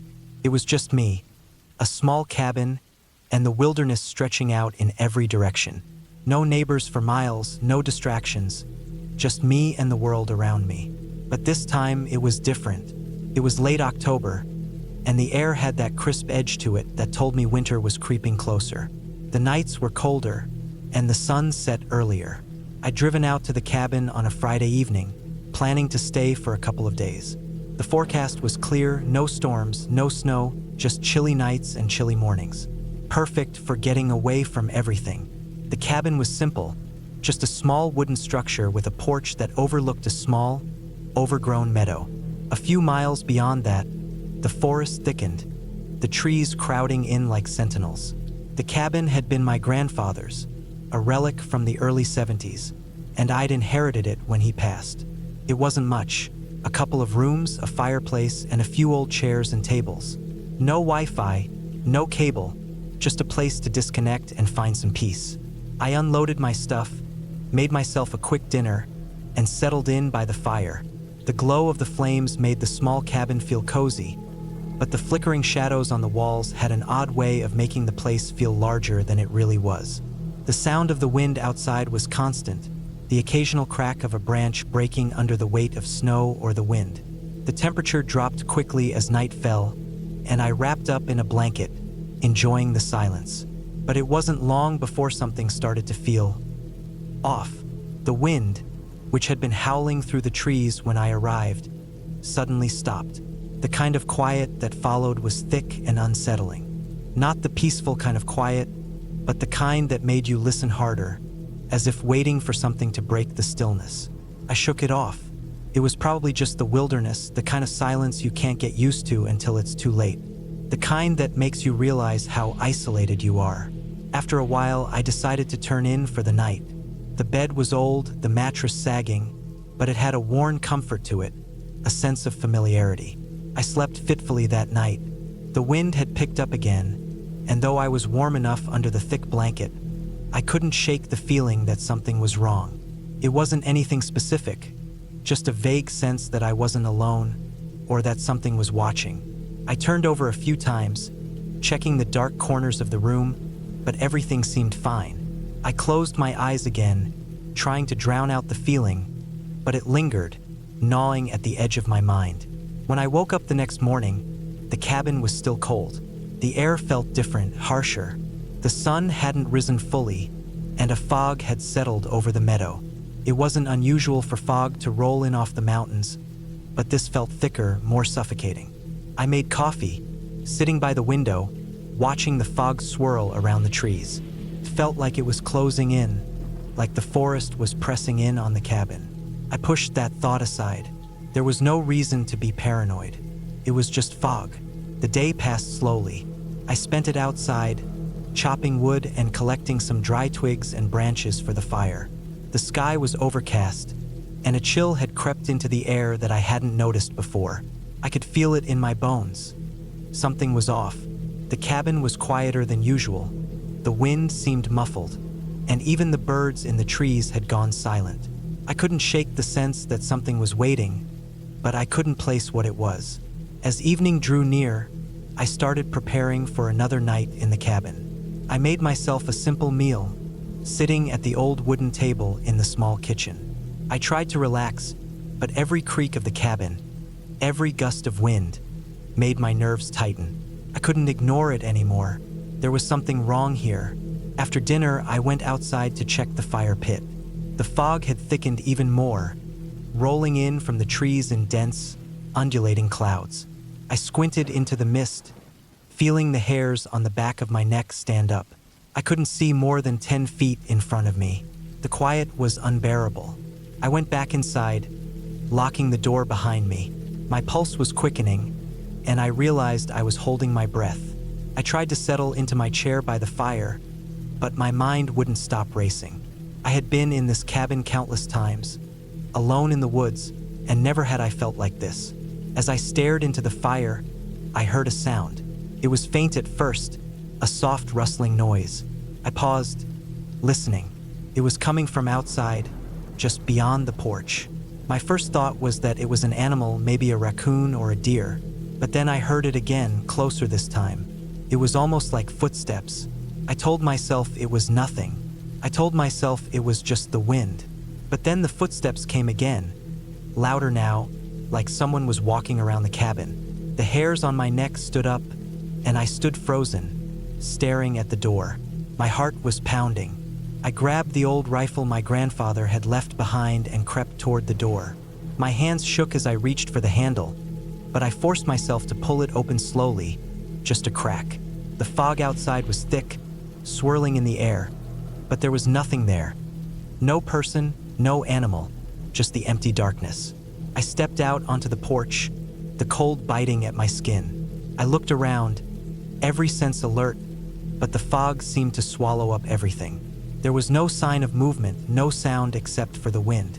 I told myself I was being ridiculous, that it was just my mind playing tricks, but the feeling wouldn't leave. I locked the door again and sat in front of the fire, trying to calm myself. The shadows on the walls danced erratically, and I could hear the wind howling through the trees again, but it didn't feel right. It was like the wind was calling, beckoning from deep within the forest. But it was too cold, too unsettling to be anything familiar. Couldn't sleep that night. Every creak of the cabin made me jump. Every gust of wind seemed louder, like it was trying to break in. I couldn't shake the feeling that something was out there, something watching, waiting. My mind kept racing, trying to find an explanation, but I kept coming back to the same thought. I wasn't alone. Around 3 a.m., I finally gave in and grabbed my rifle again. I wasn't sure what I was expecting to find, but the strange feeling that had been gnawing at me all day had grown into something more urgent. I stepped outside, the air cold against my skin. The fog had thickened even more, and now the trees were barely visible, their shapes dark and distorted. I walked around the cabin, my breath coming in short gasps. I couldn't hear anything over the pounding of my heart. Then, just as I was about to go back inside, I heard a sound like a branch snapping. It came from the woods, not far from where the trail led deeper into the forest. My first thought was that it was an animal, but then I heard it again. The sound of something moving, heavy, deliberate. I froze, staring into the dark. The sound was closer now, the crunch of leaves beneath heavy feet unmistakable. I felt my blood run cold. There was no animal that big in these woods. I raised the rifle, pointing it toward the source of the sound. My hand was shaking, but I gripped the stock tighter. I waited. The sound stopped, and for a moment I thought I might have imagined it. But then I heard a low, guttural growl. It wasn't an animal, not the sound of a bear or a wolf. It was human, distorted somehow, and it sent a chill down my spine. I bolted back inside the cabin, locking the door behind me. My heart was pounding in my chest, my breath shallow. I tried to stay calm, telling myself it was just an animal, but deep down I knew it wasn't. The night dragged on in silence, but I couldn't shake the feeling that someone, or something, was out there, watching. The next morning, I packed up and left. I didn't want to stay any longer. As I drove away from the cabin, the fog still lingering in the trees, I couldn't help but feel like I had narrowly escaped something terrible. Something that had been waiting, just beyond the woods, just out of sight. I never went back to that cabin.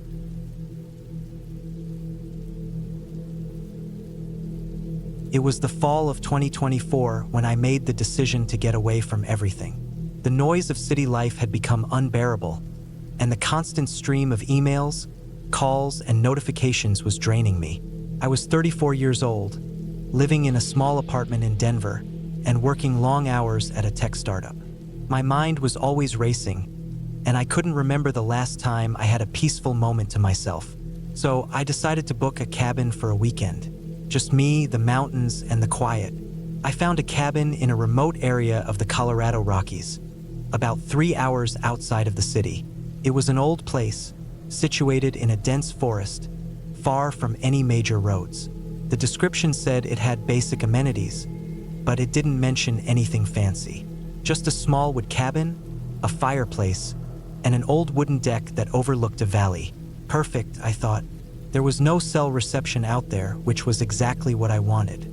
I was looking for solitude. The journey to the cabin was uneventful.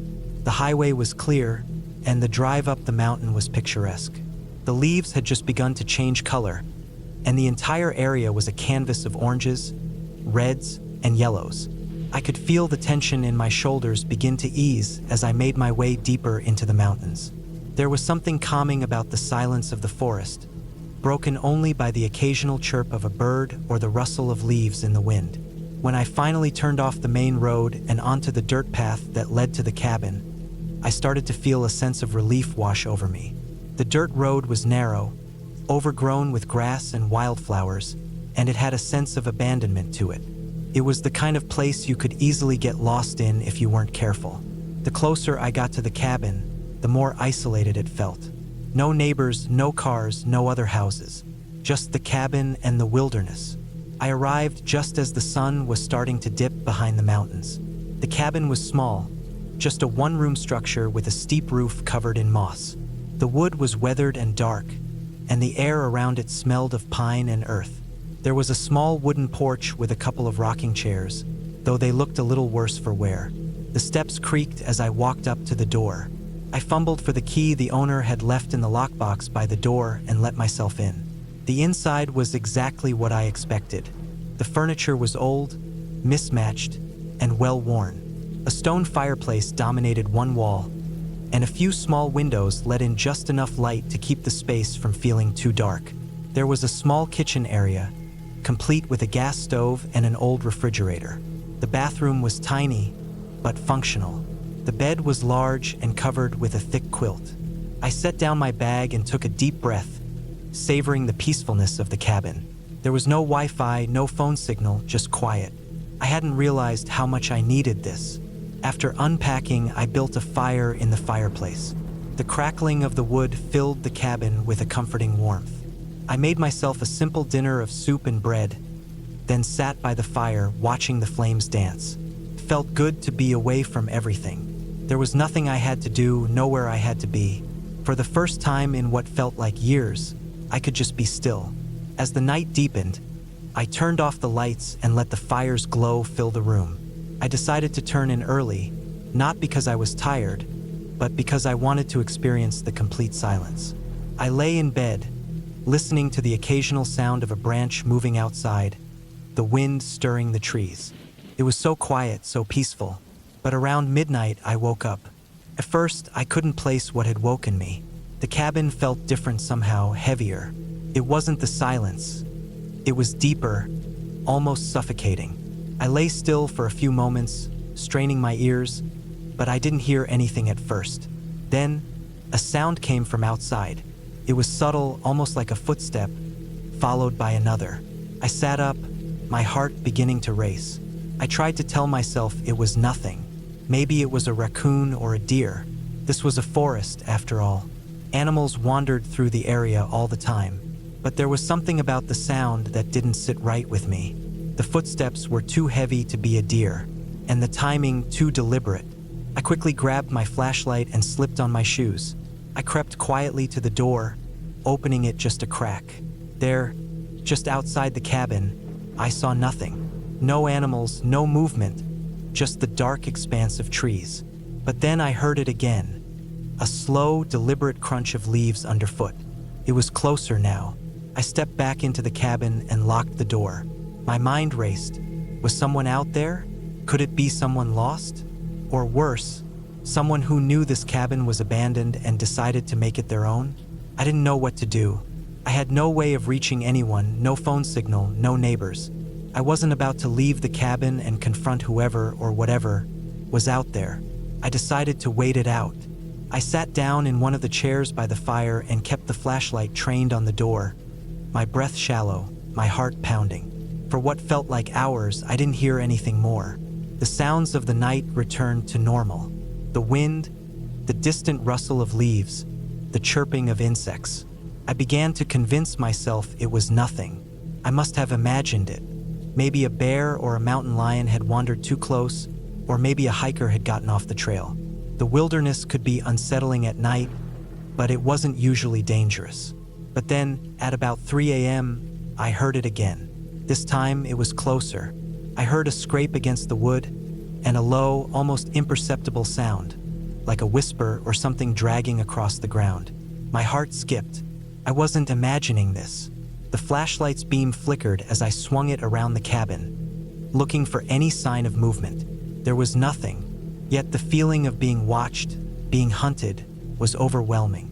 I could feel the hairs on the back of my neck stand up. This wasn't some animal. There was someone or something out there. I made up my mind. I wasn't staying in this cabin another second. I grabbed my bag, shoved it into the backpack, and slipped out the back door into the woods, heart hammering. The cool night air hit me like a slap in the face, and I felt my breath catch. I tried to stay calm, to not panic. There had to be a road or trail nearby, some way to get help.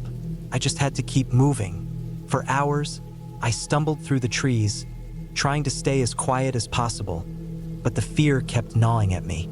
Felt like something was always just behind me, waiting to pounce. I could hear twigs snapping underfoot, but when I turned around, there was nothing. Still, I couldn't shake the feeling that I was being followed. At dawn, I finally made it to a small clearing. I could see the faint outline of a road in the distance, and I started running toward it. My legs were burning, my chest tight, but I couldn't stop. I needed help. I needed to get out of the woods. When I reached the road, I collapsed, gasping for air. I looked around and saw a car in the distance. I waved my arms frantically, and the car pulled over. The driver, a man in his 40s, looked at me with concern. I stumbled toward him, tears filling my eyes. I told him I needed to get to town, that I had been at a cabin, and something was out there. He didn't ask any questions. He just helped me into the car and drove me to the nearest town. I never went back to that cabin. The police were contacted, but when they went to investigate, there was no sign of anyone or anything out of the ordinary. The cabin was empty, untouched. I was left with the question, was it just my mind playing tricks on me? Or had I really been stalked by something or someone out in those woods? The experience haunted me for months, but eventually, I came to terms with it. Whatever had happened out there, I had survived. And that was enough for me. I knew I'd never return to the mountains, never seek solitude in that way again. The wilderness had a way of making you feel small, insignificant, almost as if the forest itself was watching, waiting for you to make a mistake. But that night, I had learned something important, That sometimes the scariest thing in the world isn't what you can see, it's what you can't.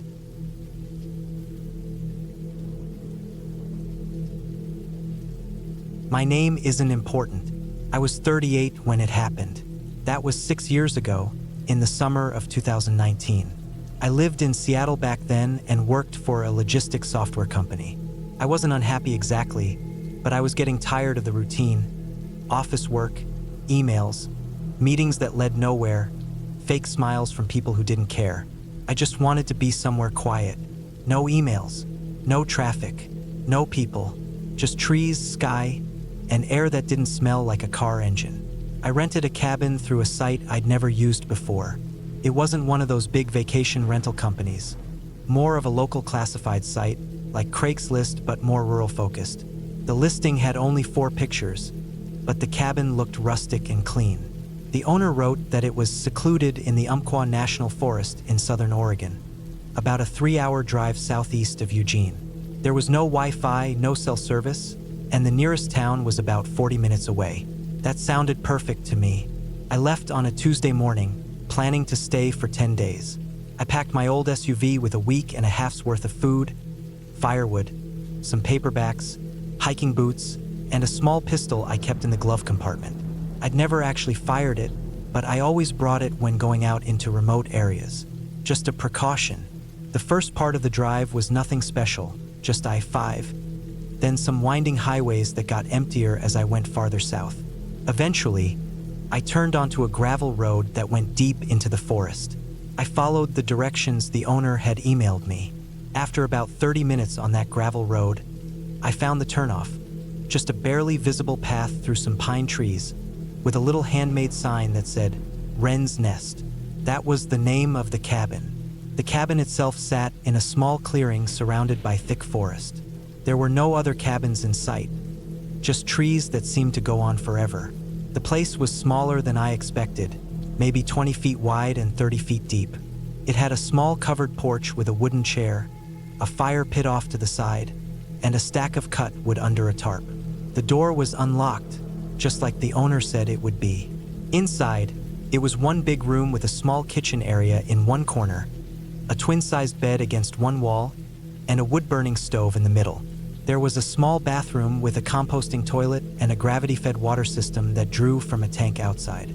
No hot water, no shower, and no electricity. Just oil lamps and a battery-powered lantern. There was also a little table with a journal on it. People who'd stayed there before had written short entries, where they were from, what they saw, what they liked, that kind of thing. I settled in quickly, cooked a simple meal, read a book, walked around the clearing. The forest was thick and quiet, the way it gets when you're far from roads and people. At night, the stars were brighter than I'd seen in years. I could hear insects, the occasional hoot of an owl, and nothing else. The first 3 days went by peacefully. I spent my time hiking, reading, and cooking over the fire. I didn't think about work or bills or social media. I wrote in the journal too, just a paragraph about how I was there to recharge and clear my head. I mentioned that the place felt deeper than quiet, like even the air had stopped moving. On the 4th morning, I noticed something strange when I woke up. A boot print, just one, near the edge of the clearing. At first, I wasn't even sure if it was a boot. It had rained lightly the night before, and the ground was damp and soft. The print wasn't fresh, but it was clear, definitely human. I tried to think if I'd walked that way the day before, but I hadn't. I remembered because I'd been avoiding the muddy part near the trees. I stood there for a while, just staring at it. I told myself it was probably from the owner, or maybe someone who stayed there recently. But the last journal entry before mine was from almost a month earlier, and the boot print looked newer than that. I didn't see any other prints around it. Just that one, like someone had stepped into the edge of the clearing and then turned back. That night, I had trouble sleeping. I kept listening for sounds outside. I don't know what I expected to hear. A voice? Footsteps? I heard nothing but the wind in the trees. On the 5th day, I hiked farther out, hoping to clear my head. I followed a rough trail for about 2 hours until I came to a small creek. It was beautiful there. Cool water running over stones, ferns lining the edges, birds chirping in the distance. I sat down to eat a sandwich and noticed something strange again. On the other side of the creek, maybe 30 feet away, there was a plastic water bottle lying in the dirt. It looked out of place. Not old, not crushed, just sitting there like someone had dropped it recently. There weren't any trails on that side, just forest. I walked across the creek and picked it up. The cap was missing, and there were bite marks on the plastic. Human bite marks, not from an animal too wide, too flat. I stared at it for a long time, then set it down and walked back the way I came, faster than before. That night, I locked the door, even though the lock was just a flimsy latch. I moved the table in front of it too. I kept the pistol nearby on the nightstand. I didn't sleep much. Every creak of the cabin made me tense. I kept thinking about that boot print and that bitten bottle and how deep into the forest I was. On the 6th day, I decided to cut my trip short. I couldn't relax anymore. I didn't feel alone, even though I hadn't seen anyone. I started packing my things. Took about an hour to clean up and load the SUV. As I was walking back inside for the last of my stuff, I noticed something stuck in the screen on the window. Piece of fabric. It was small, maybe the size of a dollar bill, caught in the corner where the screen was torn a little. I pulled it out. It was part of a shirt, a blue plaid pattern, torn, dirty, and stiff with what looked like old blood. I dropped it and just stood there for a minute. My heart was pounding. I looked around the clearing. Nothing, just trees. But I knew then that someone had been near the cabin, close enough to tear their shirt on the screen. I didn't know if it was recent or old, but it didn't matter. I locked up the cabin, got in the SUV, and started driving. The gravel road felt longer than before. Every shadow in the trees looked like someone watching. My hands were shaking, but I kept going. About halfway back to the main road, I saw something in the rearview mirror. A man, standing in the road behind me. I didn't stop. I didn't even slow down. I just kept driving. I didn't look back again until I hit the pavement. I made it to the nearest gas station in a small town called Tiller. I pulled over and sat there for a long time. I thought about telling someone, calling the sheriff, maybe, but what would I say? That I saw a boot print, a bitten bottle, and a piece of cloth? That a man was standing on a road in the middle of nowhere? It wasn't illegal to walk in the woods, and I didn't have any proof of anything. I drove home that night, 10 hours straight. I didn't even stop for food. When I got back to Seattle, I deleted the email from the cabin owner. I never left a review. I never told anyone. For weeks afterward, I couldn't sleep well. I kept checking the locks on my doors. I moved apartments, got a better security system. I started seeing a therapist, but I never told them everything. I just said I'd been feeling anxious. Sometimes I wonder who that man was. A squatter? A drifter? Someone living off the grid? Maybe even someone dangerous. I don't know, but someone was out there, watching, waiting, maybe more than one. The cabin is probably still out there, still listed, still waiting for the next person who wants to get away from it all. I think about that sometimes. How easy it is to disappear in a place like that. How quiet the forest is. How deep the silence can go. I haven't been camping since. Not even close. I don't hike anymore. I don't even go to parks alone. That trip was supposed to be peaceful, a reset. But all it did was show me how far away help really is once you step outside of the world, and how close danger can be even when you think you're alone.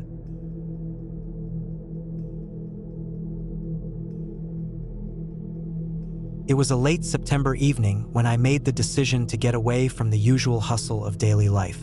I'd rented a small, secluded cabin up in the foothills of the Cascades. The idea was simple enough. A weekend to clear my head, disconnect from technology, and relax in the quiet of the forest. My job had been stressful and I was worn out. I needed solitude, and this cabin was the perfect choice. The location seemed ideal, deep in the woods, far from any civilization. It was supposed to be peaceful. When I arrived, it was just starting to get dark. The cabin was tucked away on the edge of a dense forest. It was a single-story structure with a rustic charm. The wood was old and weathered, giving it that authentic, wilderness cabin look. There were no neighbors, no phone service, no internet. Just me and the trees. I was excited about the idea of being totally alone for a few days. After unloading my car, I took a quick tour around the cabin. It had a small porch, and the front door opened into a living room with a stone fireplace, a couple of old armchairs, and a rustic wooden table. The kitchen was small but functional, and there was a bedroom with a large bed covered in a thick quilt. The place had a musty but welcoming smell, like old wood and the earth outside. I lit a fire in the fireplace to ward off the evening chill and spent the next few hours unpacking. The quiet was incredible, the kind of silence that almost felt oppressive. I was used to hearing traffic or the hum of electronics, but here there was nothing, just the occasional crack of the fire and the rustle of leaves outside. As the night wore on, I made a simple dinner and settled in front of the fire, reading a book I had brought along. The stillness outside was perfect, and I was finally starting to feel the tension in my shoulders ease. The hours passed slowly, and by 10 p.m., I was ready for bed. The bed was comfortable, and the warmth from the fire kept the room cozy as I drifted off to sleep. The first night was uneventful, but it was the following morning that things started to feel off. I woke up early the next day, just as the sun was beginning to filter through the trees. The light was soft, and there was a heavy mist hanging over the woods. I decided to go for a walk to start my day, eager to explore the area around the cabin. I grabbed my jacket and set out, the cool morning air biting at my skin. The forest was dense, the ground covered in fallen leaves, making it a bit slippery. The trees were tall, their branches thick with the weight of the mist. Felt like stepping into another world. The air was fresh, but there was something heavy about the place, a quiet that was almost too quiet. I walked for about an hour, making my way along a narrow trail that seemed to wind deeper into the forest. I wasn't sure if the trail was man-made or just something that had formed from years of wildlife passing through, but it was clear enough that I could follow it. As I walked, I noticed the increasing lack of any real wildlife.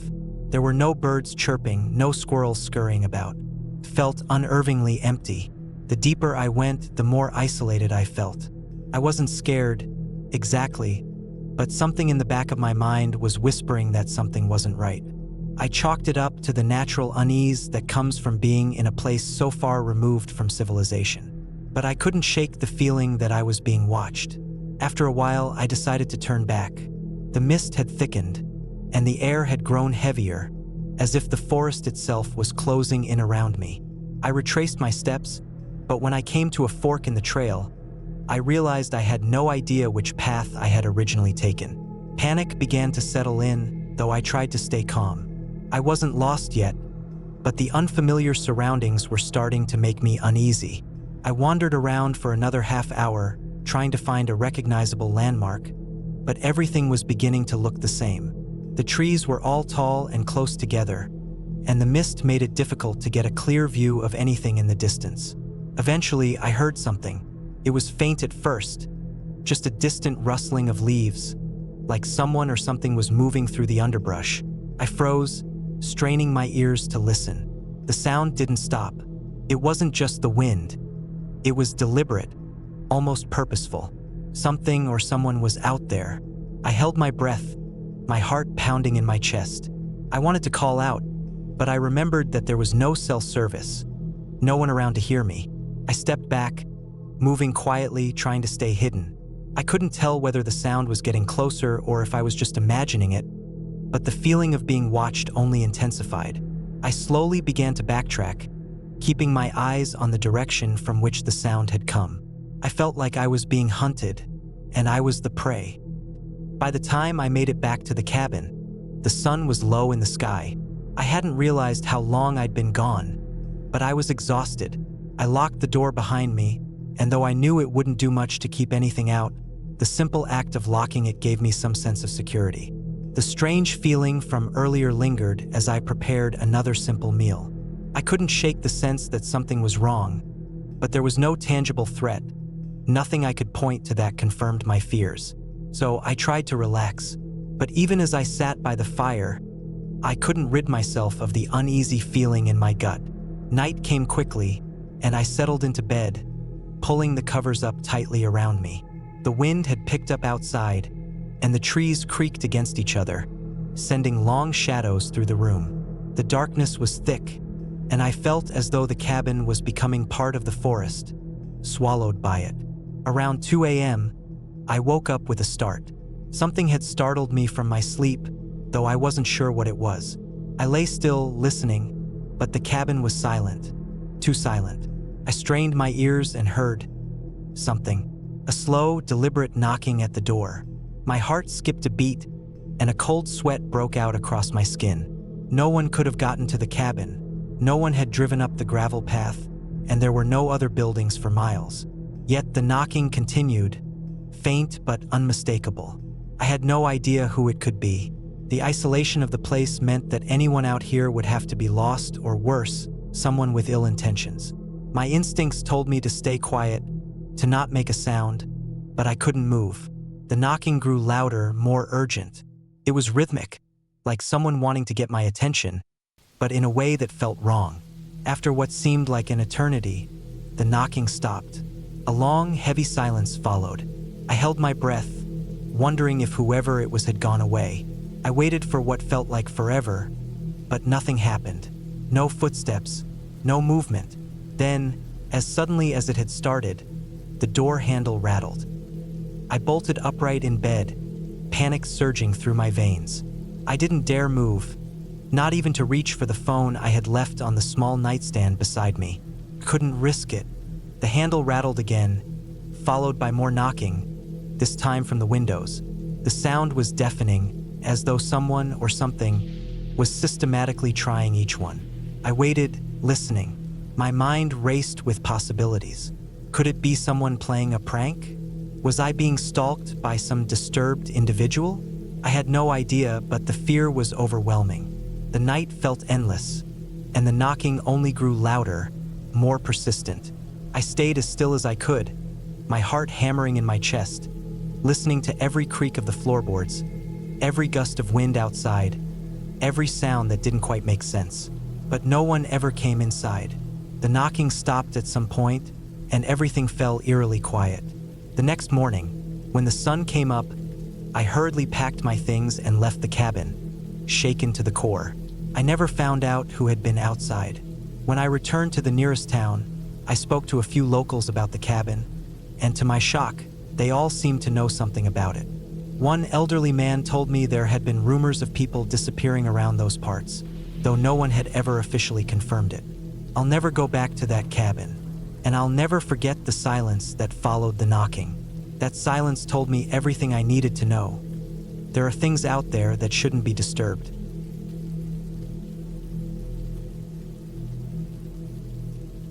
It was the fall of 2014 when I decided to take a break from the constant noise of city life. I needed some time to clear my mind. Work was stressful, the people around me were growing increasingly hard to tolerate, and I simply needed to be alone. That's when I found the cabin. It was tucked away deep in the forest near a small town called Lanesboro, a place I'd never heard of until I started looking for isolated rental cabins. It was about a 6-hour drive from where I lived in Chicago, but that didn't bother me. I was more than ready to escape the concrete jungle for a while. The cabin was rustic, old, and isolated. It wasn't much, no electricity, no Wi-Fi, no cell phone service. Just a small wooden structure surrounded by trees and nature. The booking agent assured me that it would be perfect for someone looking for some peace and quiet. I was looking for exactly that. The cabin had a small kitchen, a wood-burning stove, a living room with a single couch, a modest dining table, and a bedroom with a double bed. It was simple, but it had everything I needed for a few days of solitude. There were a couple of old-fashioned oil lamps scattered around, and the bathroom was an outhouse about 100 feet from the cabin. It didn't matter to me. I wasn't here for luxury. I was here for silence. I arrived late in the afternoon, just as the sun was beginning to dip behind the horizon. The drive had been long and tiring, but the road leading up to the cabin was beautiful. It was paved for the first few miles, then turned into a narrow dirt road. The trees were starting to change color, the reds and yellows standing out against the evergreens, giving the landscape an eerie, almost haunting feel. I parked the car, grabbed my bags, and made my way up to the front door. The cabin creaked as I opened it. The smell of wood and old earth hitting my nose immediately felt like stepping back in time. The wood floors were worn but sturdy, and the walls had a warm, aged feel to them. A fireplace sat in one corner of the living room, its hearth empty for now. The windows were covered with thick curtains, but I drew them back and gazed out at the view, the forest stretching out in every direction, the dense trees swaying slightly in the breeze. After settling in, I started a fire in the stove and made myself some tea, then sat by the window, watching the forest outside. There was something calming about the quiet here, but also something unsettling. The more I thought about it, the more I realized how utterly alone I was. It wasn't just the cabin, it was the entire area. I hadn't seen a single other house on the way in, and the nearest town was miles away. I tried to shake the feeling off. It was just me being paranoid, right? The silence of nature can make you feel small sometimes. I had been planning this trip for weeks, looking forward to it. There was no reason to feel uncomfortable, so I forced myself to relax. I spent the evening reading a book by the fire, ate a quick dinner, and eventually went to bed. The sounds of the night, wind, rustling leaves, the occasional distant call of an animal, lulling me to sleep. The next few days were uneventful. I woke up each morning, went outside to stretch my legs, and explored the forest around the cabin. There were no marked trails, just thick woods and underbrush. The air was crisp, and the earth felt soft beneath my boots. I spent hours walking, taking in the sights and sounds of the forest, squirrels darting between trees, birds singing, the occasional flash of a deer in the distance. But then, on the fourth day, things started to feel off. It wasn't anything specific at first, just a sense of unease that began creeping in. I noticed small things, footprints outside the cabin that didn't belong to me, the faint sound of something moving through the brush near the edge of the property. At first, I dismissed it as animals, maybe a fox or a raccoon. But then it happened again the next day. The footprints were still there, and the sound, just a few steps or so, like someone was walking around the cabin in the middle of the night, kept me awake. The worst part was that the footprints weren't just around the cabin. They led deeper into the woods, disappearing into the trees. I thought about leaving, packing up and heading back home, but I couldn't bring myself to. I didn't want to let my mind control me. I had come here for peace and quiet, and I wasn't going to let a few weird noises ruin it. But the creeping unease kept growing, even though I tried to ignore it. By the sixth day, I started hearing something at night, a low, rhythmic sound, like something dragging across the ground. I couldn't figure out what it was. It didn't sound like an animal, not like anything I'd heard before. It was almost human, but too slow, too deliberate. I lay in bed, wide awake, listening to the sounds in the dark. The fire had gone out, and the cabin was eerily silent except for that noise. I wanted to go outside and check, but I was too scared. My nerves were on edge, and the last thing I wanted to do was walk into the woods alone in the dark. That night, I barely slept. The dragging sound seemed to come from all around me, like it was circling the cabin. I could feel the hairs on the back of my neck standing up, a tight knot in my stomach, but still, I didn't move. I kept telling myself it was nothing, that it was just my mind playing tricks on me, the wind shifting things around. But the next morning, I found something that made me wish I'd left that very night. There, at the edge of the cabin's front porch, was a small pile of sticks and leaves. At first, I thought it was just a mess blown there by the wind, but when I got closer, I saw something more disturbing. A pair of boots, just like the ones I was wearing, placed neatly next to the pile. They weren't mine. My heart skipped a beat as I realized that someone had been here. Someone had been close to the cabin while I slept. I could feel the adrenaline surge through me, panic setting in. My first instinct was to call the police, but there was no phone signal, and the nearest town was miles away. I was utterly alone. I could go back into the cabin, lock the door, and stay inside until help came, but that wouldn't do much. Whoever had been out there, whoever had left these boots, had been watching me. That thought made my blood run cold. I spent the next few hours pacing the cabin, staring out the windows, checking every nook and cranny. I tried to ignore the growing sense of dread clawing at my chest, but it was impossible. I knew someone else was out there, someone who had been tracking me. As the sun began to set, I couldn't shake the feeling that the person was still watching me, waiting. That night, the dragging sound returned. I couldn't ignore it anymore. The noise was right outside the door now. It was slow, deliberate, just close enough that I could hear it but not quite see what was making it. The sense of danger grew, and all I could do was sit there, frozen. The next morning, I packed up everything I could and left the cabin. I didn't care about the money I'd spent or the time I had planned to spend there. I was done. As I drove away, I could feel my heart pounding in my chest, but there was a strange sense of relief as I passed the last stretch of road leading out of the woods. When I finally reached the nearest town and checked in at the small gas station, I asked the clerk if she knew anything about the cabin.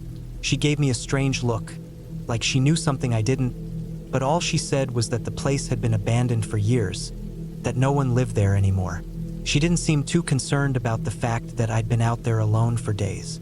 It was clear that whatever I had experienced wasn't unique, at least not in her eyes. I never went back to that cabin, and I never found out who had been watching me that week. I don't know if it was a local, or if it was just some random person passing through. I don't know if the sounds I heard were just animals, or if something more sinister was going on. All I know is that it wasn't safe, and I don't ever plan on being that isolated again. I don't regret the time I spent in that cabin, but I'll never forget the feeling of being watched, of hearing things I couldn't explain. And that haunting, dragging sound? I still hear it sometimes when I'm alone, late at night, lying in bed. I've come to accept that some things don't get answers, but some experiences should never be ignored.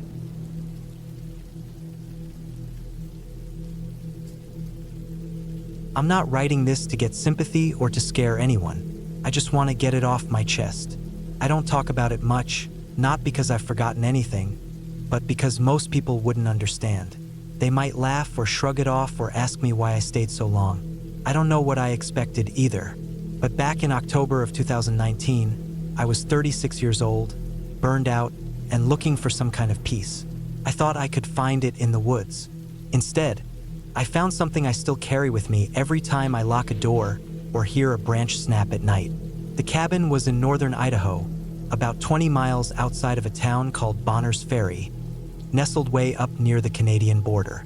I had rented it from a guy I found through a classified listing. Nothing fancy, just an old wooden cabin deep in the forest, supposedly used by hunters in the past, but now just sitting empty most of the year. He said I could have it for the whole month of October for next to nothing. He didn't ask many questions, and I didn't give many answers. At the time, I was trying to get away from everything: work stress, failed relationships, the constant buzz of phones and email and noise. I was working in construction back then, had been for almost 15 years, but my back was starting to give out and I wasn't sleeping well. I had some money saved up, enough to take a month off. So I packed up my beat-up silver Ford Ranger, grabbed some canned food, dry goods, and essentials and headed north from Spokane.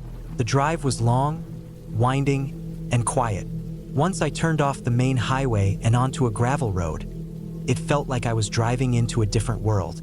The road narrowed until trees pressed in on both sides, pine branches scratching my truck. Eventually, the path turned to dirt and dipped down into a shallow ravine, then climbed back up. After what felt like hours, I found the turnoff. The sign was just a piece of wood nailed to a tree with Hawk Creek carved into it. The cabin was another 10-minute drive down a barely there trail. I nearly missed it. It looked like it had been there since the 70s. 2 stories, brown logs stacked tight, a metal roof rusted to hell, and a crooked porch that leaned like it had arthritis. There was no electricity, no cell service, no water other than a hand pump well about 50 feet out back. Inside, it smelled of dust and dry rot and something else, maybe old mice nests, but it was dry and held heat. There was a small wood stove, a table, a few mismatched chairs, and a thin mattress on a wooden frame upstairs.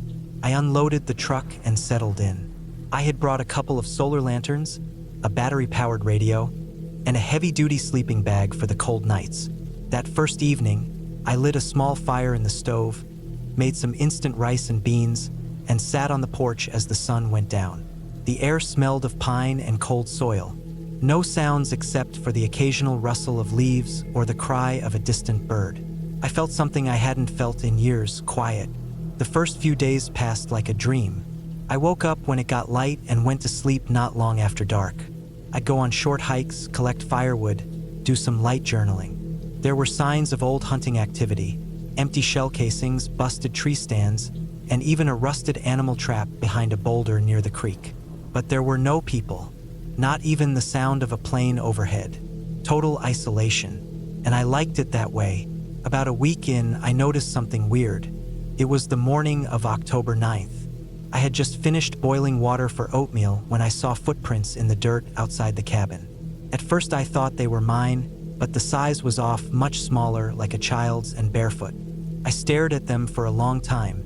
They weren't fresh, but they hadn't been there the day before. I walked the perimeter, half expecting to find some kid or hiker who got turned around. But there was nothing. No sounds, no broken branches. Just those prints leading from the tree-line to the side of the cabin and then looping back again. I chalked it up to animals or old prints I hadn't noticed.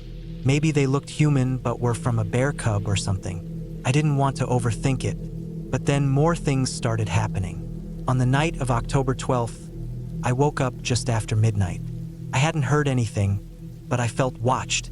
That's the only way I can describe it. I lay still, listening. The woods are never silent. You always hear crickets, owls, wind. But that night it was dead quiet. No sound at all. That silence pressed in on me like a weight. I got up, threw on my jacket, and crept downstairs. I looked out the window but didn't see anything. Still, I felt it. Eyes not far off, just outside the glow of the moonlight. I didn't sleep the rest of that night. In the morning, I found scratches on the back door. Not animal scratches, these were vertical, deliberate, like someone dragged a knife or nail down the wood. They were fresh. That's when I really started to get nervous. I kept a loaded .357 Magnum with me, a Ruger I'd owned since my 20s, but I'd never had to use it. I started keeping it holstered on my hip during the day and right next to my bed at night. I also set up a few small noise traps outside, empty cans strung with fishing line, just in case someone or something came close again. I didn't know what I was dealing with. A trespasser? A local nutcase? Or maybe just some prankster? I didn't want to find out the hard way. By October 14th, I was debating whether I should leave early. But part of me didn't want to give up. I'd spent months planning this trip, and the idea of running off because of a few weird noises and footprints didn't sit right with me. I told myself to hold out at least one more week. Then everything escalated. That night, I was sitting by the fire when I heard something outside. It was slow, methodical crunches of leaves, maybe 30 feet from the cabin. I froze. The footsteps circled the building once. I sat there, not moving, heart pounding. Then they stopped by the front door. I stood up and took 2 steps to the side window, trying not to breathe loud. I couldn't see anyone. Then the doorknob moved. Not a jiggle. Someone turned it, slowly, like they were testing it. I raised the gun, aimed at the door, and waited. The knob turned again, then stopped. Silence. After a minute or two, I heard footsteps backing away and fading into the trees. I stayed up all night, gun in hand. Every 30 minutes, I checked the windows. Nothing came back. At first light, I went outside and followed the tracks as far as I could. They led back to the creek and disappeared into the underbrush. No vehicle, no campsite, no tent. Whoever it was didn't seem to be camping nearby.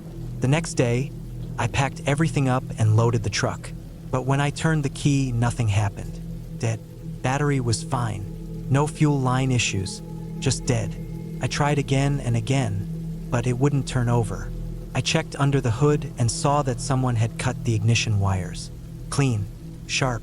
I was stuck. I had no signal, no satellite phone, and the nearest town was at least a full day's hike through rough terrain. I had food and water, but not forever. The realization sank in like a brick. Someone didn't want me leaving. For the next 2 days, I stayed mostly indoors, only going out to get water and firewood. I blocked the doors with heavy furniture and kept the gun loaded. I was paranoid. I barely slept. Every noise outside made my heart race. On the night of October 17th, it happened. Just after midnight, the cans outside rattled. I jumped up, grabbed the gun, and went to the window. Moonlight lit up the clearing in front of the cabin, and standing there, just inside the tree line, was a figure. They were tall, thin, wrapped in some kind of heavy coat or blanket. Their face was hidden under a hood or maybe a mask. I couldn't tell. They just stood there, watching. I pointed the gun through the window and shouted. Nothing. They didn't move. I fired a warning shot into the air. They turned and walked calmly back into the woods. That was enough.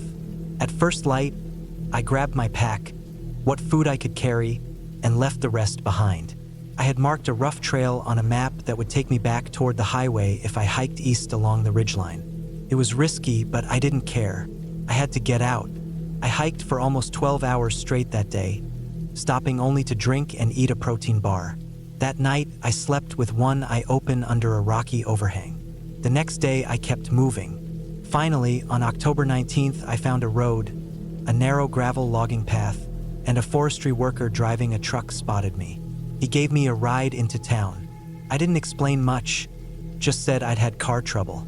I filed a report with the sheriff, but there wasn't much they could do. They sent a deputy out, found the cabin empty, ignition wires cut, and nothing else. No prints, no camps, no gear. Whoever had been out there was gone. I never went back. I sold the truck a few months later and haven't set foot in the woods since. The part that still haunts me isn't what happened, it's what didn't. I don't know what they wanted. They didn't try to rob me. They didn't try to hurt me directly. They just watched. They cut the wires. They scratched the door. They tested the knob. That slow, methodical patience, like they were playing some long game, was worse than any threat. I sometimes wonder how long they were out there, watching me, waiting.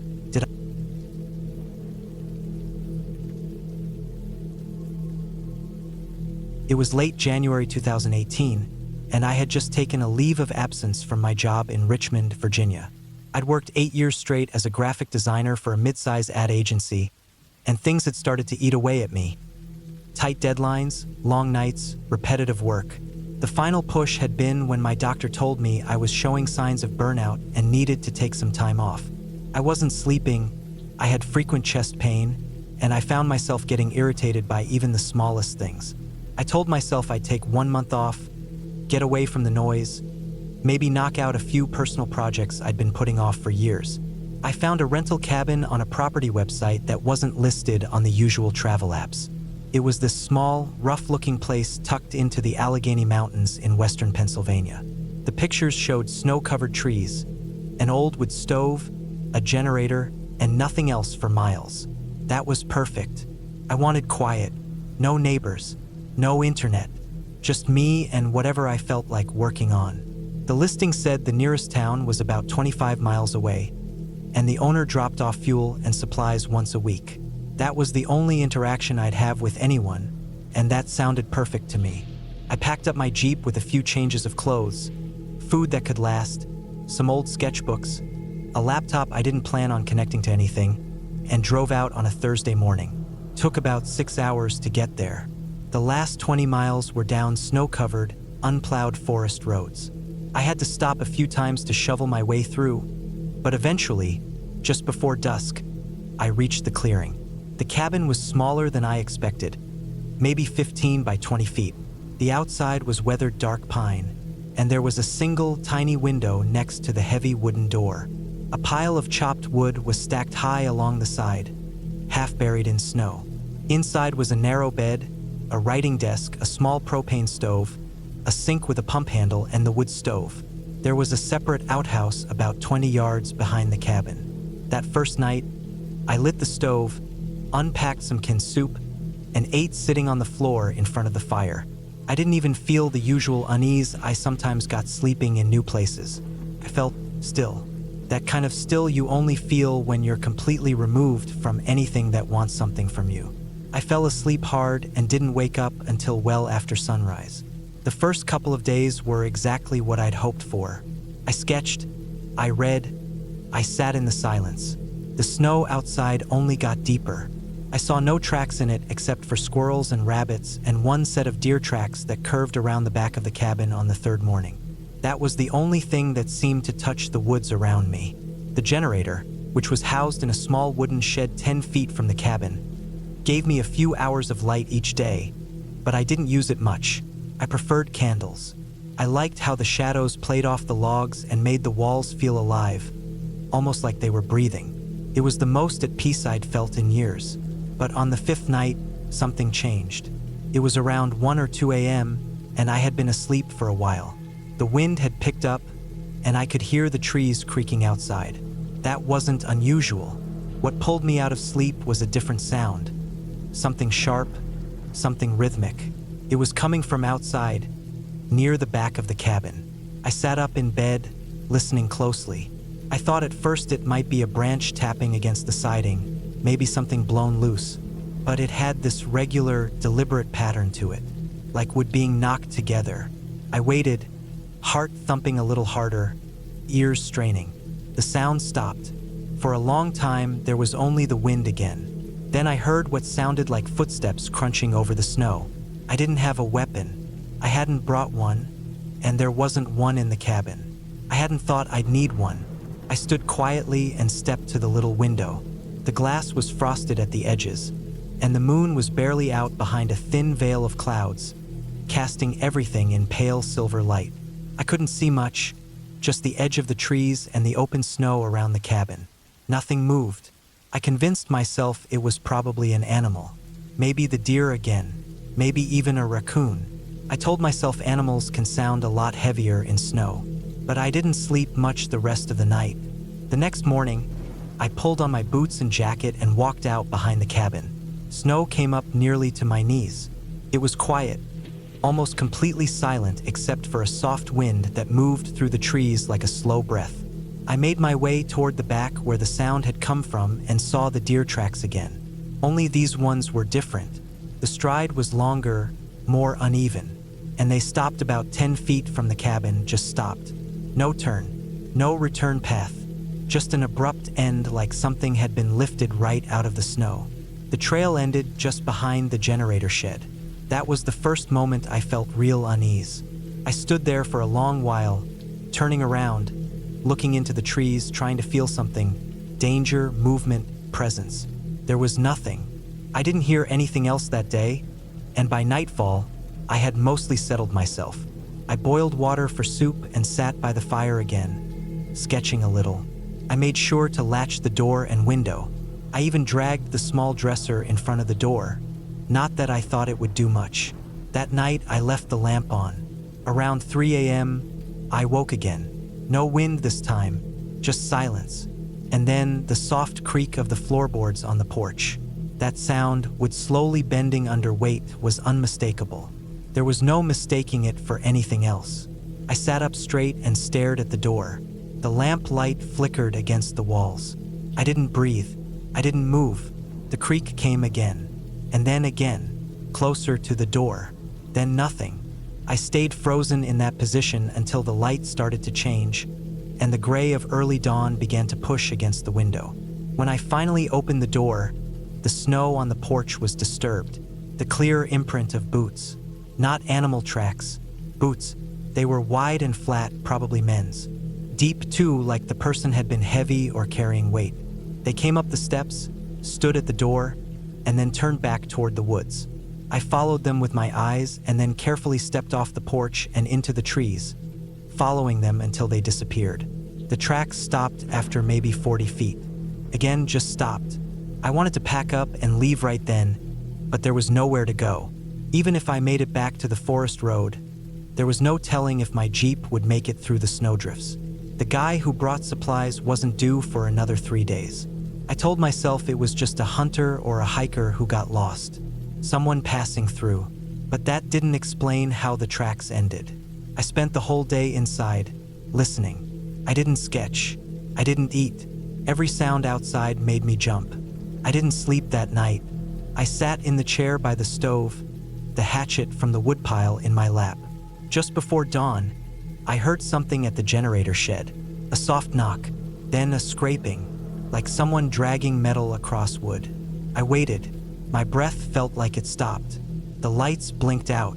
The lamp, the stove's igniter, everything went dark. I stayed in that chair, cold and tense, for hours. When it was finally light enough, I went out to the shed. The generator was gone. Not broken, gone. The fuel cans too. The fresh tracks led from the back of the shed out into the woods. Same boots as before. I followed again. And again, after maybe 50 or 60 feet, they just stopped. This time, I didn't go back to the cabin. I ran to the Jeep, brushed off the snow, and tried to start it. The engine turned, sputtered, and died. Tried again, nothing. I popped the hood. The battery cables had been cut clean through.